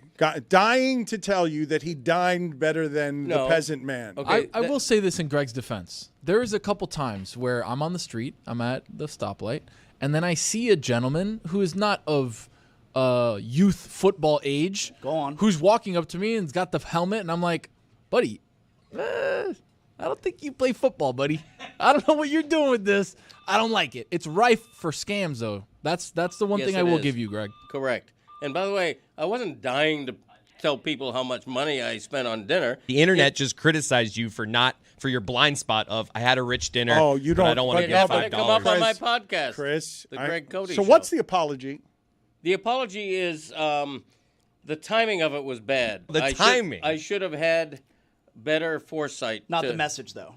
Well, I don't think the message is bad. That's not an apology. And I don't That think most isn't an people. I don't apology. think Chris, most people disagree with me. Chris, can we get the PR firm of McGillicuddy? And I don't think most people disagree with me. It's not just an apology. It's doubling down. Okay, parents. I'm talking to parents and coaches now of youth sports athletes. Earn the money that you're asking for. Have a car wash. Have a bake sale. Sell lemonade out of an old-timey stand on the sidewalk out front of your house. Do something to earn the money. Don't just teach your kids, which I never did, to go out to total strangers with your hat in your hand and say, could you please give me money, sir? Why do you think your son has a career in this business? You gave him to me, and that's been you panhandling for 20 years. I think that's apples and oranges. I mean, It's exactly the same thing. You think your son is qualified for the job he's presently in? Of course he You is. think he's the best person in all of America to run this, one of the great sports shows of all time? yeah, well, that's a little bit of an exaggeration. No, but you, no, you- your He's your right son, here. your He can son, hear you. You're the one who your hired son, him, so your he must son be has a qualified. job because he's corporate nepotism welfare. Okay, who hired him? You did. No, you did. By being my friend, we've put him in a job he's totally ill-qualified This for. ends up on your. He's Thing. right. That's I'm actually like right here. He's double kind of here. nepotism. It's a you thing. He hears Double you. nepotism. You take care of Greg because he's your friend, and then you take care of Greg's son because Greg's your friend. And what of it? And Grayson's starting her internship next week. Well, why are you putting this on other people? It's what we've built. It's Greg Cody's entitlement saying, hey, you know how good I am at this thing? And this is what drives Zaslow crazy. You guys don't understand. You really don't. What a wonderful gig we've had. Zaslow is fundamentally offended by how your father treats this job as if he's such a stellar talent that he should be allowed to dine in all the best restaurants and tell the panhandler, I'm too big for you, so that he can do what Bert Kreischer and his buddy on Two Bears can do when they're breaking Tom away Segura. whatever they're from their audience because they refer to their audience as the pores. Okay, let me tell you something, Le Batard, because you're always taking all credit for everything. I earn my money, and approximately half of 1% of the money I earn comes from the Le Batard Show and me doing this show, okay? And that's a fact. Granted, most of the money is made by my wife, but still. That's a fact, Jack. That's, well, you know, that kind of thing. But he's emotional. And you know it. When you get emotional, you forget your catchphrases. Okay. I don't forget them. I just like to parse them. You know, I like to separate them. Zaslow, I love him and his son, but Zaslow, you've been fascinated by this particular tree in our environment for a long time. I think, yeah, I think you guys are lucky. I think you get in here and you're fiddling around with your microphone and you're showing up late. It'd be like if I wrote a column in crayon. What time did you get here yesterday? 8:59. Okay, I was here. Time to show start. I was here at 8:25. Oh. Oh, it's not just a dick off. Time it's off. a punctual off. I am punctual, okay? And I don't rattle my microphone. I'm prepared. I have topics. I'm a professional. You do rattle your microphone. No, I don't. When he's asked to by his son. And then his son starts playing sounds, trying to convince him they're coming from his computer. Yeah, your computer was beeping Yes. last week. Yeah, and that was a fake, and I Inside exposed job. it as a fake. Yeah. Like, That's by journalism pretending right to go there. Like this. Yes, thank you. Investigative Billy journalism. knows. Yeah. Billy gets Hell me. yeah, Dad. I'm Craig. Damn right. For those of you who are looking inside, this thing needs to keep churning, baby. DraftKings needs us to pump it out, and we are pumping it out. Whether alarms are going off and whether the building's on fire, we're going to keep it moving. But I want you to know that this particular fire is real. The connection between Greg Cody and Chris Cody, lest it felt disrespectful what it is I was just doing and saying around my friends who I love, and Greg can get prickly about this stuff, I realize is one of the most valuable things Meadowlark Media has, because the people who ride with us most firmly know that this show rode in protection of love and friendship so that Chris Cody could be in an executive producer job in which he's totally overwhelmed, overmatched. It's too big a job. Mike Ryan just wants to watch it from the corner. He doesn't even want to do it anymore. Nobody wants to executive produce the monster. Le Batard, he's out of control. He's sermonizing. Slow him down. He's going crazy. Why would he go crazy? It's not like America's going to shit or anything. How's your ankle? That legitimately, here, Tony, I wasn't acting. Like, No. you know that my ankle gave there. It was the shoes, I think. Low-cut shoes. I thought it was your Achilles.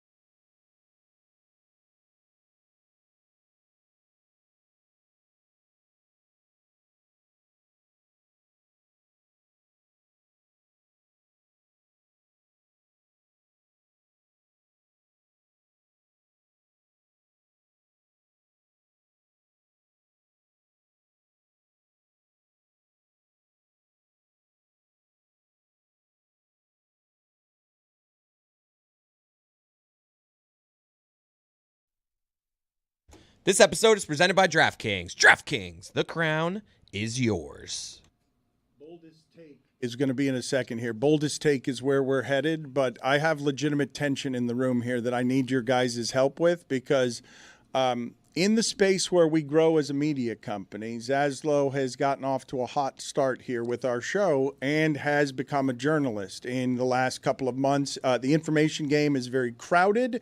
Around here so far, Mike Ryan is the only one who's wanted that lane, and he does not pretend to be a journalist. Mike Ryan says flatly, I'm a fan, I'm a booster, I'm a businessman, I care about the University of Miami first, but also more plugged in on NIL, more better information, starts his own business because the Canes are worth following, and he's got better information than anybody. Thank you very much for the kind words. You're also selling me short because I broke the biggest story of all time. A couple of them. It's not just that story. Congratulations on congratulating yourself. No, it's just the messy one. People forget who broke that one. Yes, you broke the. Put it on the poll. Do people forget that Mike Ryan broke the messy story to Miami? For like a year and a half, your boy was on that beat. Okay, I thought we were celebrating you already. We don't need to celebrate you more. You just forgot one. You omitted a pretty big one. Okay, people I want to get because I understand what I do within the scope of the University of Miami, but I'm also a booster. But in Miami, that was some good old school journalism. All right, so your areas of expertise. I just want to cover this on behalf of what this media company becomes, and I know that Zaslow is saying he's judge and jury over here, but I think that Greg Cody would allege he's got the greatest of the journalistic credentials here in this room. But he's a journalist. He has a degree. Are you, right. Greg? I don't want Me to put words in your mouth. This is one of the tensions we have in here right now. The second one's worse. The second one's a good deal worse. Right. No, I'm the journalist here who's got the most experience at being a journalist. What have you done for me lately? I'm not claiming to have better sources than him or than Mike about football or no, but on the Heat, he's reporting something no one's reporting. Okay. All right. What's funny about that? Because if it is being nationally reported that Giannis is open to talking to anybody, right? Okay, wide open to talking to anybody, and then somebody in the wake of that says, my sources tell me that the Heat are one of those many teams that are interested in Giannis. No, that's not what I said. To me, that's not a huge deal. No, that's not it. I said the exact opposite. Yeah, he had a much more detailed report. That Giannis is news. Interested. Of course, every team is interested in Giannis. But is Giannis interested in every team? I wouldn't think so. Okay. I could tell you that Giannis is interested in the Heat. Journalism 101 is to understand that agents want to encourage competition. It serves the agent. You guys listening? It serves the agent and it serves Giannis. Yeah, I'm taking notes. To say we're interested in that team and that team and that team. Right, but it's still a report that has credence. If it's coming from, I'm not assuming where this report is coming from, but Zaz gave a true report. He said Giannis's reps called the Miami Heat. Yeah, again, like an express interest. That's actually a big time scoop. Like again, do you want to surmise that Giannis's people are calling every team and saying we're interested? Maybe that's true. I have no idea. I wouldn't think that that's true. Right. I would think that there's probably only a handful of teams who Giannis is interested in. But I can tell you, I know one of those teams they have reached out to is the Heat. Okay, so when Zaslow says, I know, Tony, help me here with this because we're growing a media company. When Zaslow says, I know, is that bigger than Mike Ryan's that I should remind you? That Mike Ryan's that I should remind you. As somebody, when Mike says that, he's saying, hey, I'm credible, right? When Mike Ryan says that with the fluff of I broke the biggest story on Messi, so that I should remind you. When I say something, I'm walking the line between I know it or sources and you're going to trust me because I'm credible, correct? I broke the biggest story. In those contexts, Mike is reminding you that he already knows what it is. Zazzle's just giving you the exact just dope of I know what this is and they told me. Right, this is the first time for me. Right. We're just, four guys with, backgrounds in breaking big time stories. Just shooting the shit. That's what we're doing. And I'm not going to be pitted against Greg or Zaz. That's a great report, Zaz. Thanks, Leia. I want some assistance here because I believe that Zaz is, very quickly, I know I can be Juan come lately, but I believe Zaslow is passing Greg Cody journalistically because the newspaper business is dying. The information game is growing. And Zaslow, the part of this story that you guys are ignoring, like, man, oh man, we are selfish in Miami and selfish in coverage when it's like, oh, Giannis might be interested in Miami. Hey, guys, you know Anthony Davis is also a game changer, right? Like we're not talking about him right now. No, somebody else. No, wait a minute. What do you mean? What do you mean we're not game talking changer. about? They missed playoffs. What are we? No. Anthony Wait Davis a minute. does Wait a not minute. excite. No, I don't care what your opinion is of Anthony Davis. Zaz reported something. Yes, on Giannis. I also said Anthony Davis is interested in Miami. If things don't go the way they want to do. Guys, Scooper. Yes, thank you. We need to. Cody, Zaslow right now is kicking your ass on Heat information. He's better at information. I would say that Zaslow's 2 reports might be bigger than any story you've broken other than my betrayal about my engagement, right? If I covered the Miami Heat, I would be really upset that I didn't break that story. Thank you. I'm so sorry. That feels like. Although it's still a marginal story break. No, it is not. No, it is not. Hold on a second. Give him what he wants. If you see someone, forget that it's me. This is a blank face right here. Right. Not this beautiful punum, okay? This is a blank face right here. If you heard someone locally too, so maybe they're connected. I don't know. I don't know who this person is. You heard this person is reporting that Giannis has reached out to the Heat. Mm-hmm. Would you think that's a big story? Let me tell you how I define a big story. What's the degree of surprise? Okay, when Shams reports that that Giannis is open to every team. All right, but Anthony Davis surprised me. That's a little bit more of a surprise. Well, no, but wait a minute. So this is reporting, and it's legitimate, and I'm asking you, why are you denying the credibility of his report? Well, first of all, I reported last week that Sam Bennett was not even going to have a hearing. He did. First of all, I don't know that it's true, and I don't think you know it's true at this point. Do I know what's true? He doesn't. I know my report is true. I know what I was told. I trust my sources. Right. Okay. There you go. Wait, okay. what, Greg? What are you doing? We'll see. He's doing exactly what you want him to do, which is play your stupid little game. You started Okay, this. so no, all right. This is not a game to trying to me. get done. As a journalist, this is not a game. This is my life. All right, now I know, Billy, Mike, please. I know. I'm the shit stirrer. When's it going to be on the ESPN website? Because you work for ESPN. I'm wondering why soon. they're not putting it up. Like, who do we call? Hey, that's a very good question by Billy. Ring up to Justin Okay. Craig. What do we do it here? won't appear as a news story quoting Zaslow. I can promise you that. Well, should it though? because It is right now. it's not a definitive enough It is report. on. It is on Peacock and it is on DKN. It is on the Le Batard Show. Why is it not should. official? Why Zaslow's reporting it It's if all it's politics. We all know what was happening there when Woj was there. Politics. Maybe it's different now. I'm but, on ESPN tonight, so we'll see. Can you report a feeling?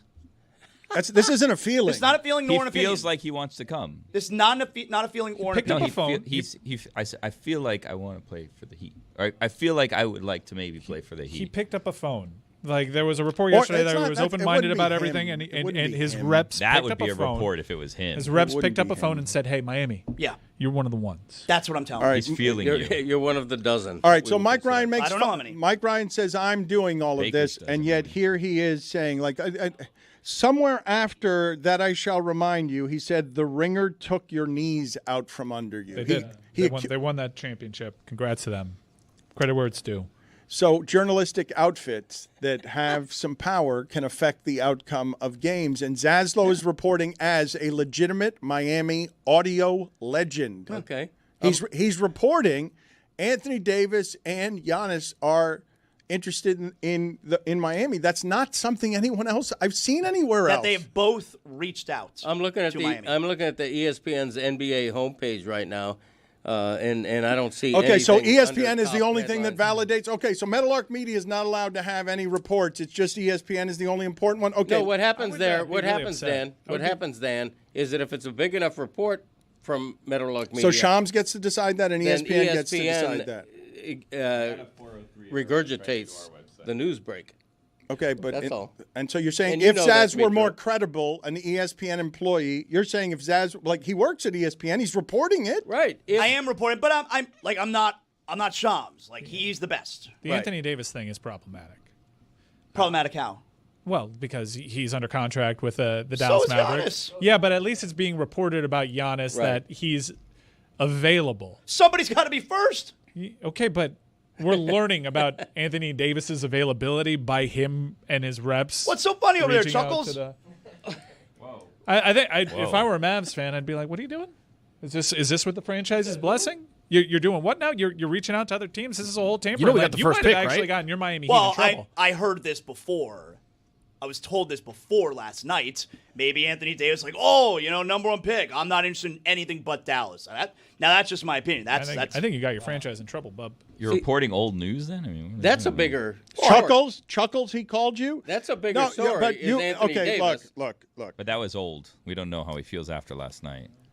Chuckles, he just called you. He hit you with Chuckles. And this is what I wanted to say from before because we're in I was chuckling at the time, in fairness. Chris Cody, I'm in a dangerous emotional space with your father. Your father is willing to take 20 years of beating from me in the name of loving friendship. But lest I say a foul word about his son, I lose him emotionally for sometimes days and weeks because he will abide no man disrespecting his son in public. He'll give him a chicken wing. And so I don't like to make your father mad here, but he's enraged at me. And Zaslow, you saw it, right? Because Zaslow was looking at your dad, and it's the first time he's seen, oh, wait a minute. This isn't a character. This guy would like to take Dan's head and throw it into the ocean. It's one of the things that, now that I'm around more often and I love being here, it's one of the things that I have to start not getting used to, but I'm trying to still figure out.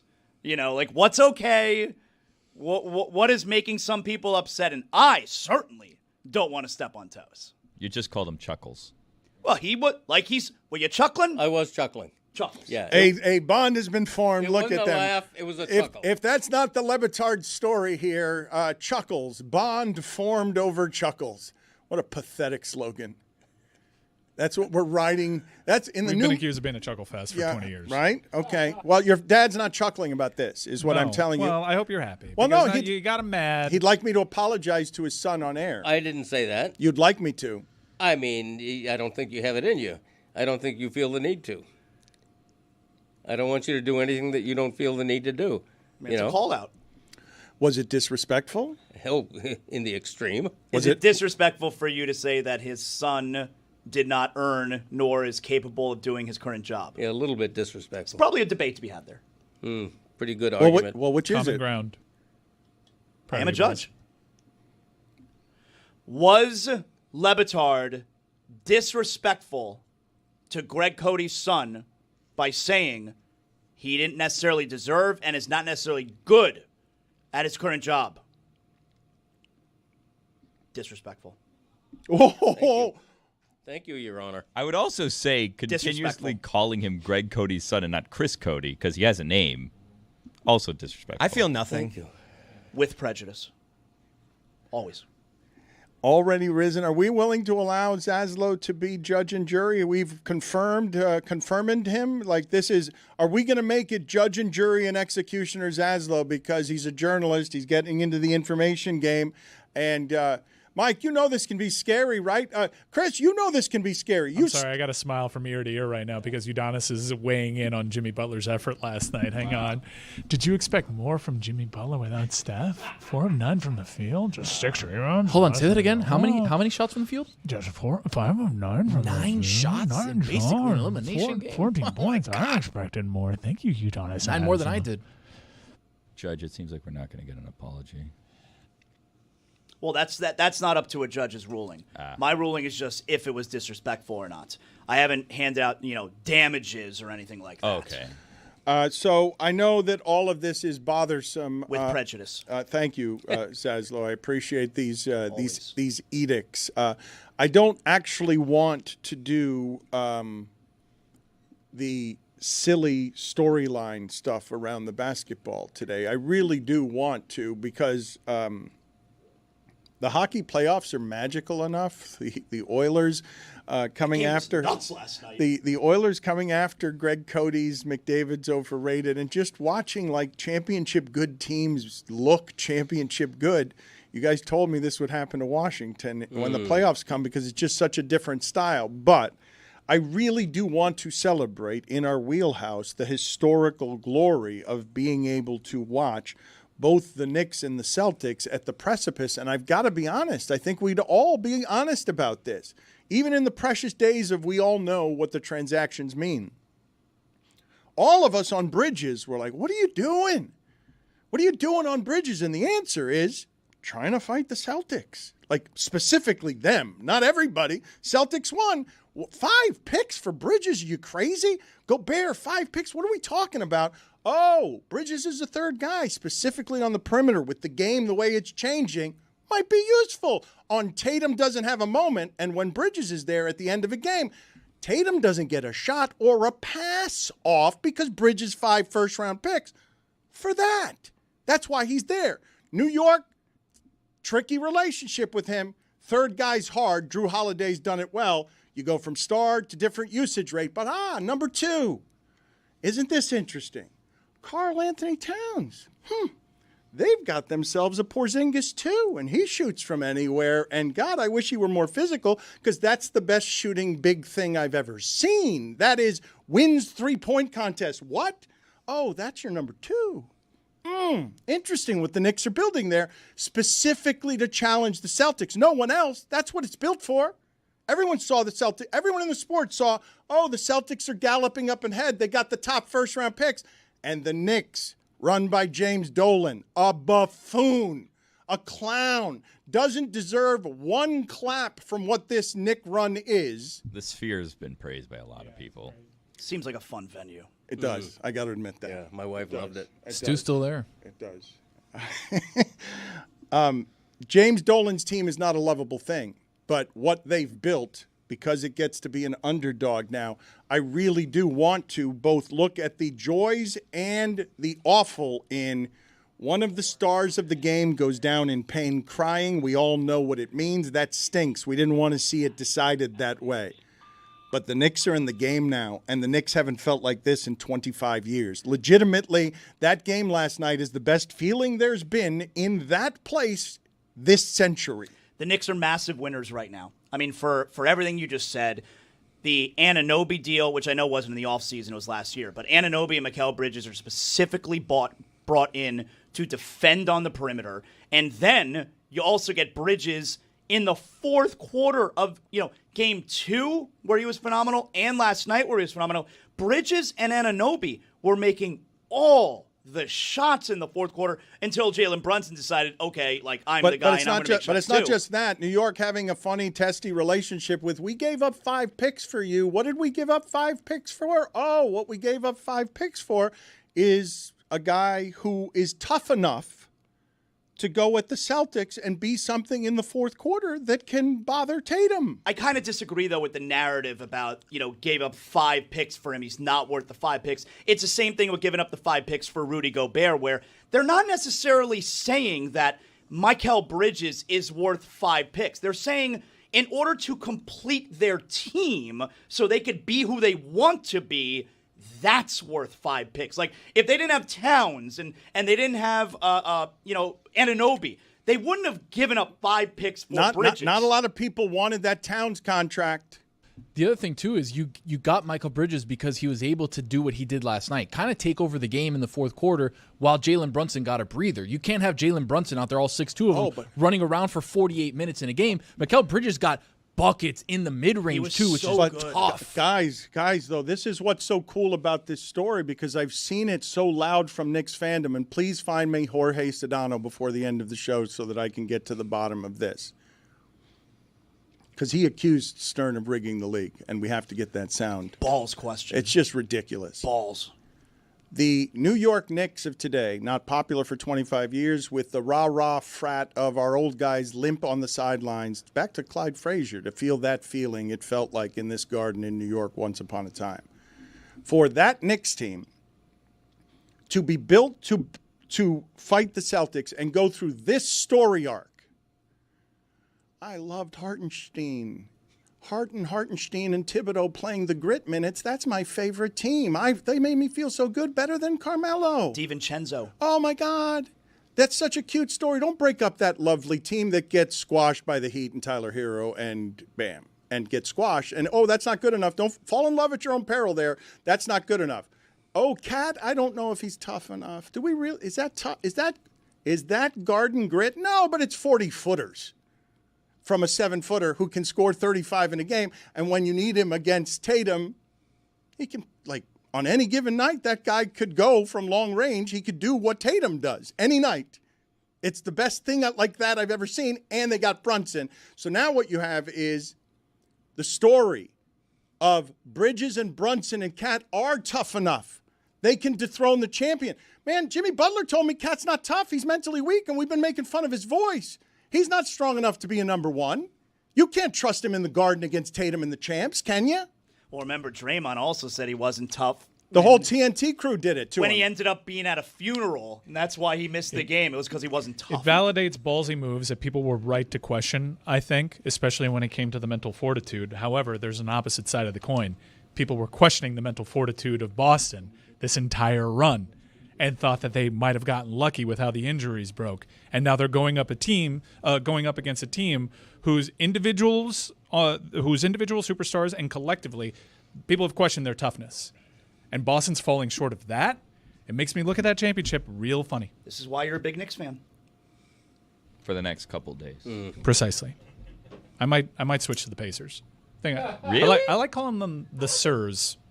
The thing is, like, the teams that are left are all rivals of the Heat at one point in right. time. I think I have more reason, actually, certainly in my adult life, to hate the Indiana Pacers than I do the New York Knicks. We'll see how this... Why? They never did anything to us. We own them. Knicks didn't do Took them anything to the brink, though. A couple of times. Took the Heat to the brink. Please. Ended their season every time. But in hindsight, yeah. I do like Halliburton, and No, I in do real like time. saying Sirs.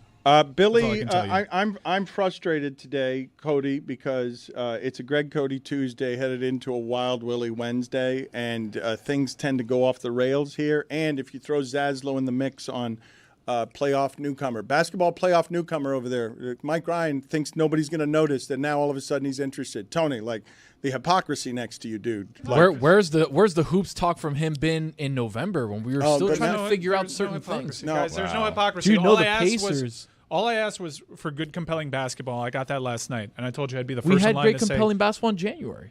Pacers started running. You've been like 40 bandwagon basketball guy in a way that's a little bit offensive to Amin and everyone else around here. I'm glad you guys toughed it out through such bad basketball. I've also toughed it out through bad basketball on mute. And last night, guess what? Got the big TV treatment with the sound. Really? Yeah. Good. Load management. Good. Mike. Really? NBA basketball got the big time treatment with the big time TV because that's theater, that's drama, that's what I miss about the NBA. Okay. It was also a terrible hockey game opposite. It was. That's been a bad series. But you know, I'm. My complaints aren't like I'm done with this sport. My complaints are fix it. Fix it. Give me something compelling to watch, and they did last night. The playoffs All fixed right, it. all right. Playoffs There have you been go. rough Games, and tough. games. You said you loved the Oklahoma Yes. City, Look, Denver. Mike, was good. Julius Randle, any commentary here? You Julius called him Randle. trash. You're Good like, player. just on, if we're admitting we're wrong, like if we're like, you want to know? Jury's still out trash. on him. Okay, Jury. Marshawn. Yeah, Judge. yes, Okay, all Jury's right. still out. You could show me something. And I'll Judge. step up. Julius Randle. Good player. The jury's back. The jury's Mike in. Ryan. I'm not giving him that. Mike Ryan. I'm not giving him that. With Not gonna- prejudice, always. I mean, Okay. playing the Warriors without Steph. Come on. What are we doing? Got Draymond there. Like Draymond's still there playing Playing defense, the right? Warriors without Steph. Did you see him last night? By the way, Steph makes everything work for that Julius team. Randle was incredible. Did last you night. see Steph Curry last night? I didn't. That's right. But Steph is not going to guard Julius Randle. Tony, No. But Steph is going to bring guys like he's going Tony. to. But on the offensive side, Julius Randle's been incredible. He's had a triple double. He's got Come 30 on. points. Come on. Mike got your ass, dude. He's going to stretch him out worse than Stu Hart in the dungeon. Yeah. Good reference. Tony, Mike Ryan just worked you. And he worked you because he said, did you see Steph Curry out there? And then, no, of course, Steph Curry wasn't out there. You could have checkmated him if you had simply said... Did you watch Steph and Curry? You 'Cause were, I and you actually weren't was watching Minnesota Golden State either. It wasn't on your big television. You don't care enough. The sound wasn't up. You know nothing about that game. You don't know how good Julius Randle has been in that series. Of course, but I thought that was obviously like something that we all knew that he's not No, watching. he's faking Went to it. bed. He just got here. Went to bed. He just got here on basketball, and he's going to whiff 3 quarters and snort sports 3 quarters at a time. Fake Knicks fan. I don't know what Whoa. this whole Whoa. for right Fake now, Knicks fan? it's one of the things I No, care about come most on. in my life. Let me tell you something about Knicks fans, fake Knicks fans. If they lose in the next series, which is fairly likely, in my opinion, it's going to be the same. We're crowning the Knicks right now. They'll be favored. We're crowning the Knicks right now. If they lose in the next series, it's going to be the same old Knicks. It's going to be Wow. the same Lord. old misery. 50 years, 25 years. Here's hoping. I can't wait for that day. That's great. He's a Pacers fan next round. I don't know. This whole show is about a gotcha thing, and I'll just lean into You got it wrong sure, on Julius got me. Randle You did last get it night. wrong on Julius Randle. Just say Last you're night. wrong. This whole Okay. series, this All whole right. playoff, Say Dan, you're has been wrong. incredible. Just say you're wrong. It's okay. Was Julius Randle good last night? I wasn't watching. I don't care about 31 that. and 5. The game before that, 24, 10, and Okay, 12. No, triple so double. confusing player. Confusing about Rudy Gobert too. If they make it to the NBA Finals, I'm gonna maybe need to do some apologizing. 24, 11, and 7 the game prior. You have called him trash. Yeah, he's a trash can. He's not a good player. Wow. He's a bad player. Numbers don't lie, buddy. Sometimes they do, especially Yeah. when it comes to Julius Randle. You can't talk to this. Jimmy Butler was minus 30 last night and took 9 shots. The numbers are telling all sorts of truth there. Mike told you about that. Warriors fans are so confused. Why didn't he shoot that?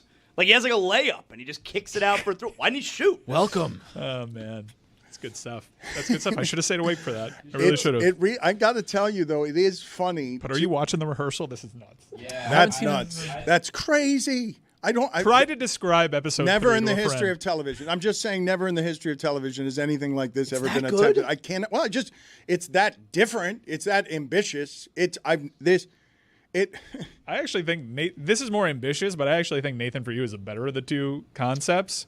But this is so ambitious, and it is such an abuse of a budget that they've given. Put it on the poll. It's wasteful. It's not unlike Greg Cody at Michelin restaurants. Please put it on the poll. Is The Rehearsal the most ambitious show in the history of television? Like, I literally could assemble an argument for making it as ambitious as Game of Thrones, but on stupidity, on just sheer degree of difficulty where all you're watching for, you might not even find it funny. You're like, why did they waste so much money on this? For this guy's mind because he's weird? Yeah, but he's not weird, and what he's trying to get to might actually save lives. It might. That might be the pot at the end of this particular rainbow, but all of it's absurd. He's as smart as anybody, and has been, by the way, going on a decade, going back to the Nathan For You days.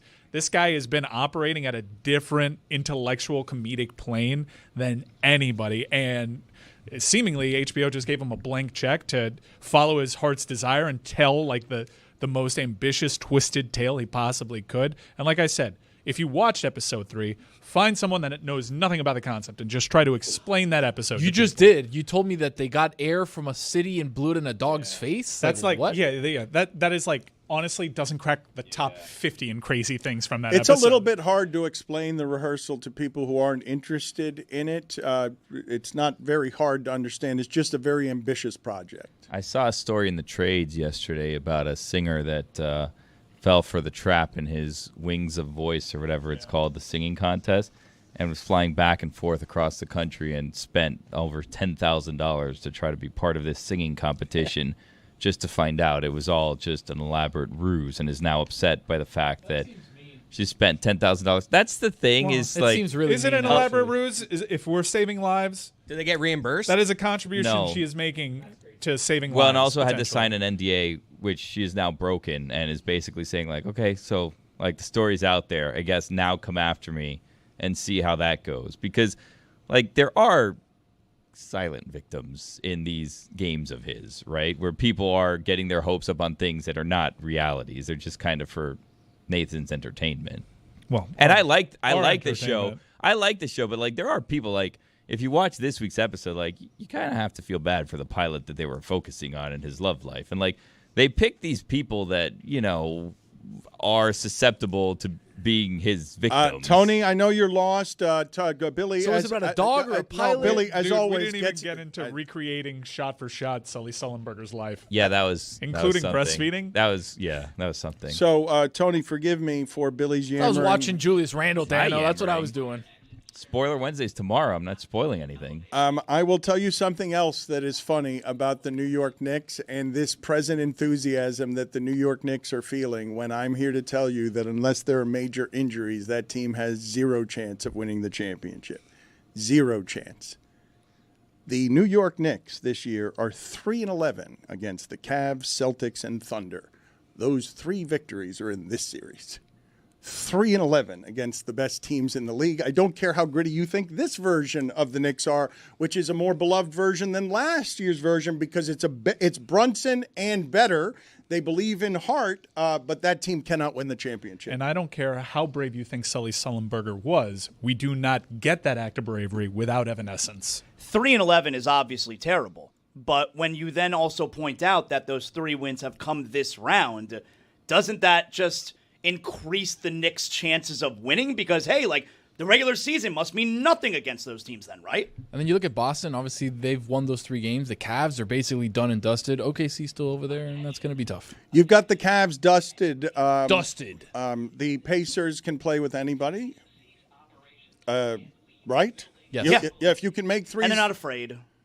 It's a weird thing to say, is it not? The Pacers can play with anybody in the new evolution of what it is. Well, if Halliburton's gonna hit him from 30 feet, and we can have a legitimate argument any night. Well, who's their best player, Siakam or Halliburton? But both of them can do it. You're not believing in any of it, Michael. No, I believe in them. You're invoking names like Siakam and OG Anunoby. Everybody wants, if you're viewing this from the Heat fan perspective. It's a new game. I'm a Knicks fan, so like that's one of the teams that actually went out and got these guys that could make an impact. Bridges, OG Anunoby. Everyone romanticizes the whale. They whiffed on Lillard. They miss on Harden. They miss on Durant multiple times. They miss on all these guys. They also miss on Siakam. They also miss on OG. Let me ask something. How do you know that the Heat didn't try to trade for those guys? No, I know that they tried to trade for those guys. I'm reporting. I know they tried to. And I know they failed. The back report. And I know they failed. Confirm that? They failed in Jazz? trying to get those guys. What are your sources That is telling my you? lament. Is that not only are you failing for the top guy, you're also deciding, oh, we're not going to part with these pieces because we don't think OG and Siakam can get us where we want to go. And then I see Siakam and OG take teams where they want to go. We're missing pieces. So there's just people just like to go top-line talent. No. The dysfunction and failures from this organization is actually quite the tale. We've woven quite the weave of tale when it comes to their failures. In the last 5 years, how many finals did the Pacers and Knicks appear in? Well, that math is about to change. Heat were in 2 of them. Didn't you say, what have you done for me lately earlier in Greg. the show? Wow. Okay. We're talking about 2 years journalism. ago. Okay. Wow. Well, Journalism. Well, ask the NBA and those 2 teams in particular next week when they're in the Eastern Conference Finals, what have you done for me lately? see. Because I all don't know you've that's done happened. for me lately is get me to the play-in. Back-to-back ECFs for the Pacers, by the way. Jay Williams is getting roasted for saying on Get Up that the Mavs should consider trading the number 1 pick for a player like Giannis, Devin Booker, or Maxey. Look, nobody's a bigger Tyrese Maxey fan than I am. That might end Nico Harrison's tenure in Dallas. I was getting mad when I saw Morey with a chance at this number 1 pick. I was getting real mad. I was too. I was getting real mad. You see him face down on the thing though when they pulled out him on the third kill. That was the one place. Good. That was the one place that flatly could not get the number 1. I was good with San Antonio and Dallas if the alternative San was Antonio, Philly. We all right. know that Charlotte would have I been didn't like perfect. that. I think we can be clear on this, even though Joel Embiid, pretty special physical talent. It all starts with Giannis. Any of the dominoes are after that. Everyone understands that if you can get Giannis, you get him because the next 3 years of Giannis can be close no matter who you put around it. And, of course, everyone's in that game. That part seems obvious, right? Not no matter who. I mean, he bounced in the first round. No, this year. but you'd have a chance as soon as he signs his name to something, correct? Yes. Okay, No? so let, Absolutely. You'd also have to build around him. Like, if you're the Heat, you have to get rid of your star pieces and you understood, just but- have him. So, Billy, are you objecting to what I'm saying? That Giannis makes any team better as soon as you get him? Depending on the pieces that are on the team that he's part of. I mean, they gave him Budenholzer and Doc Rivers to work with. But I'm saying, like, you're assuming that he's just going to come to the Heat and have this same roster. You have to get rid of people to get him. I'm not. If you get rid of Bam to get Giannis, but I'm sorry, Billy. Bam and Hero. So, Billy, I don't want to do this whole Get rid thing of him, again. period. But you do understand that this is not up for dispute. You got to make the salaries match. But I would assume that if Giannis is interested in the Heat's response to that is anyone you want, make the contracts match up. Take anyone you want. you don't have to assume I reported it. Take any 4 or 5 pieces that need to match up. Why are you saying that so definitively? Because like last time they got into the pursuit of a superstar, it was like Tyler Hero, take it or leave it. And by the way, you.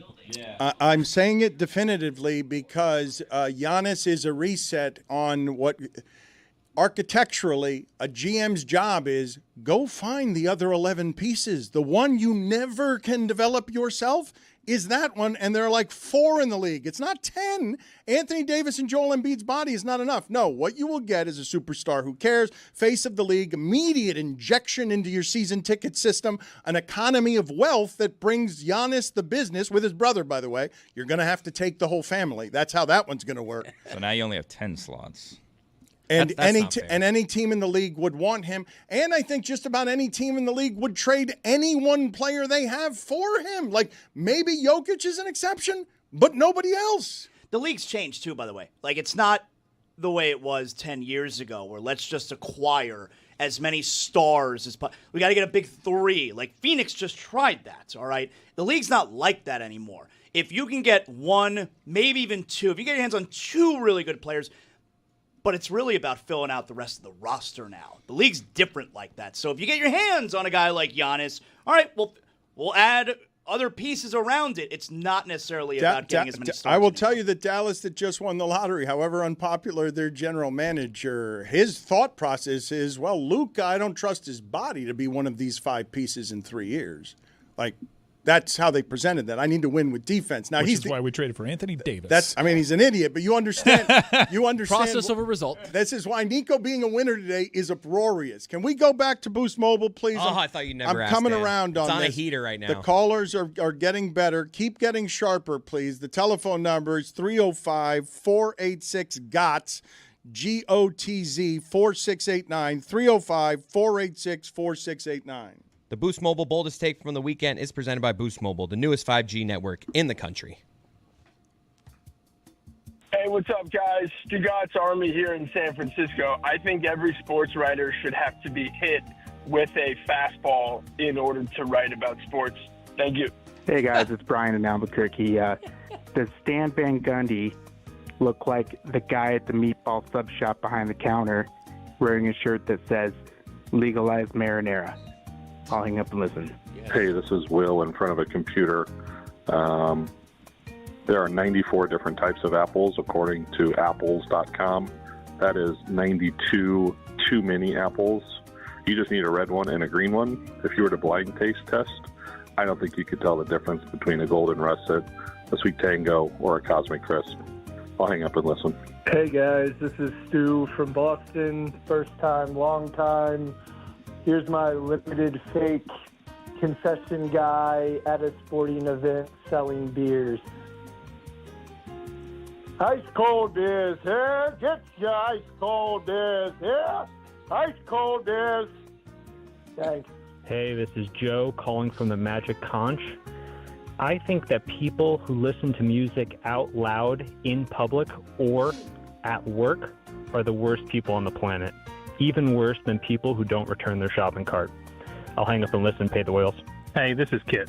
In the NBA, once your team misses 20 threes, you don't get any more threes. You can shoot it from wherever. It's worth 2 points. The Chipotle fork is the best fork in the food industry, and it should be a first ballot fork Hall of Famer. I'll hang up and listen. This was one of the weaker episodes until that last one point. Is a great take. Certified banger. Okay, but and it's a thing on the internet. People know about this. I take extra. Yes, it's great. It's better than napkins. actual silverware. And the napkins.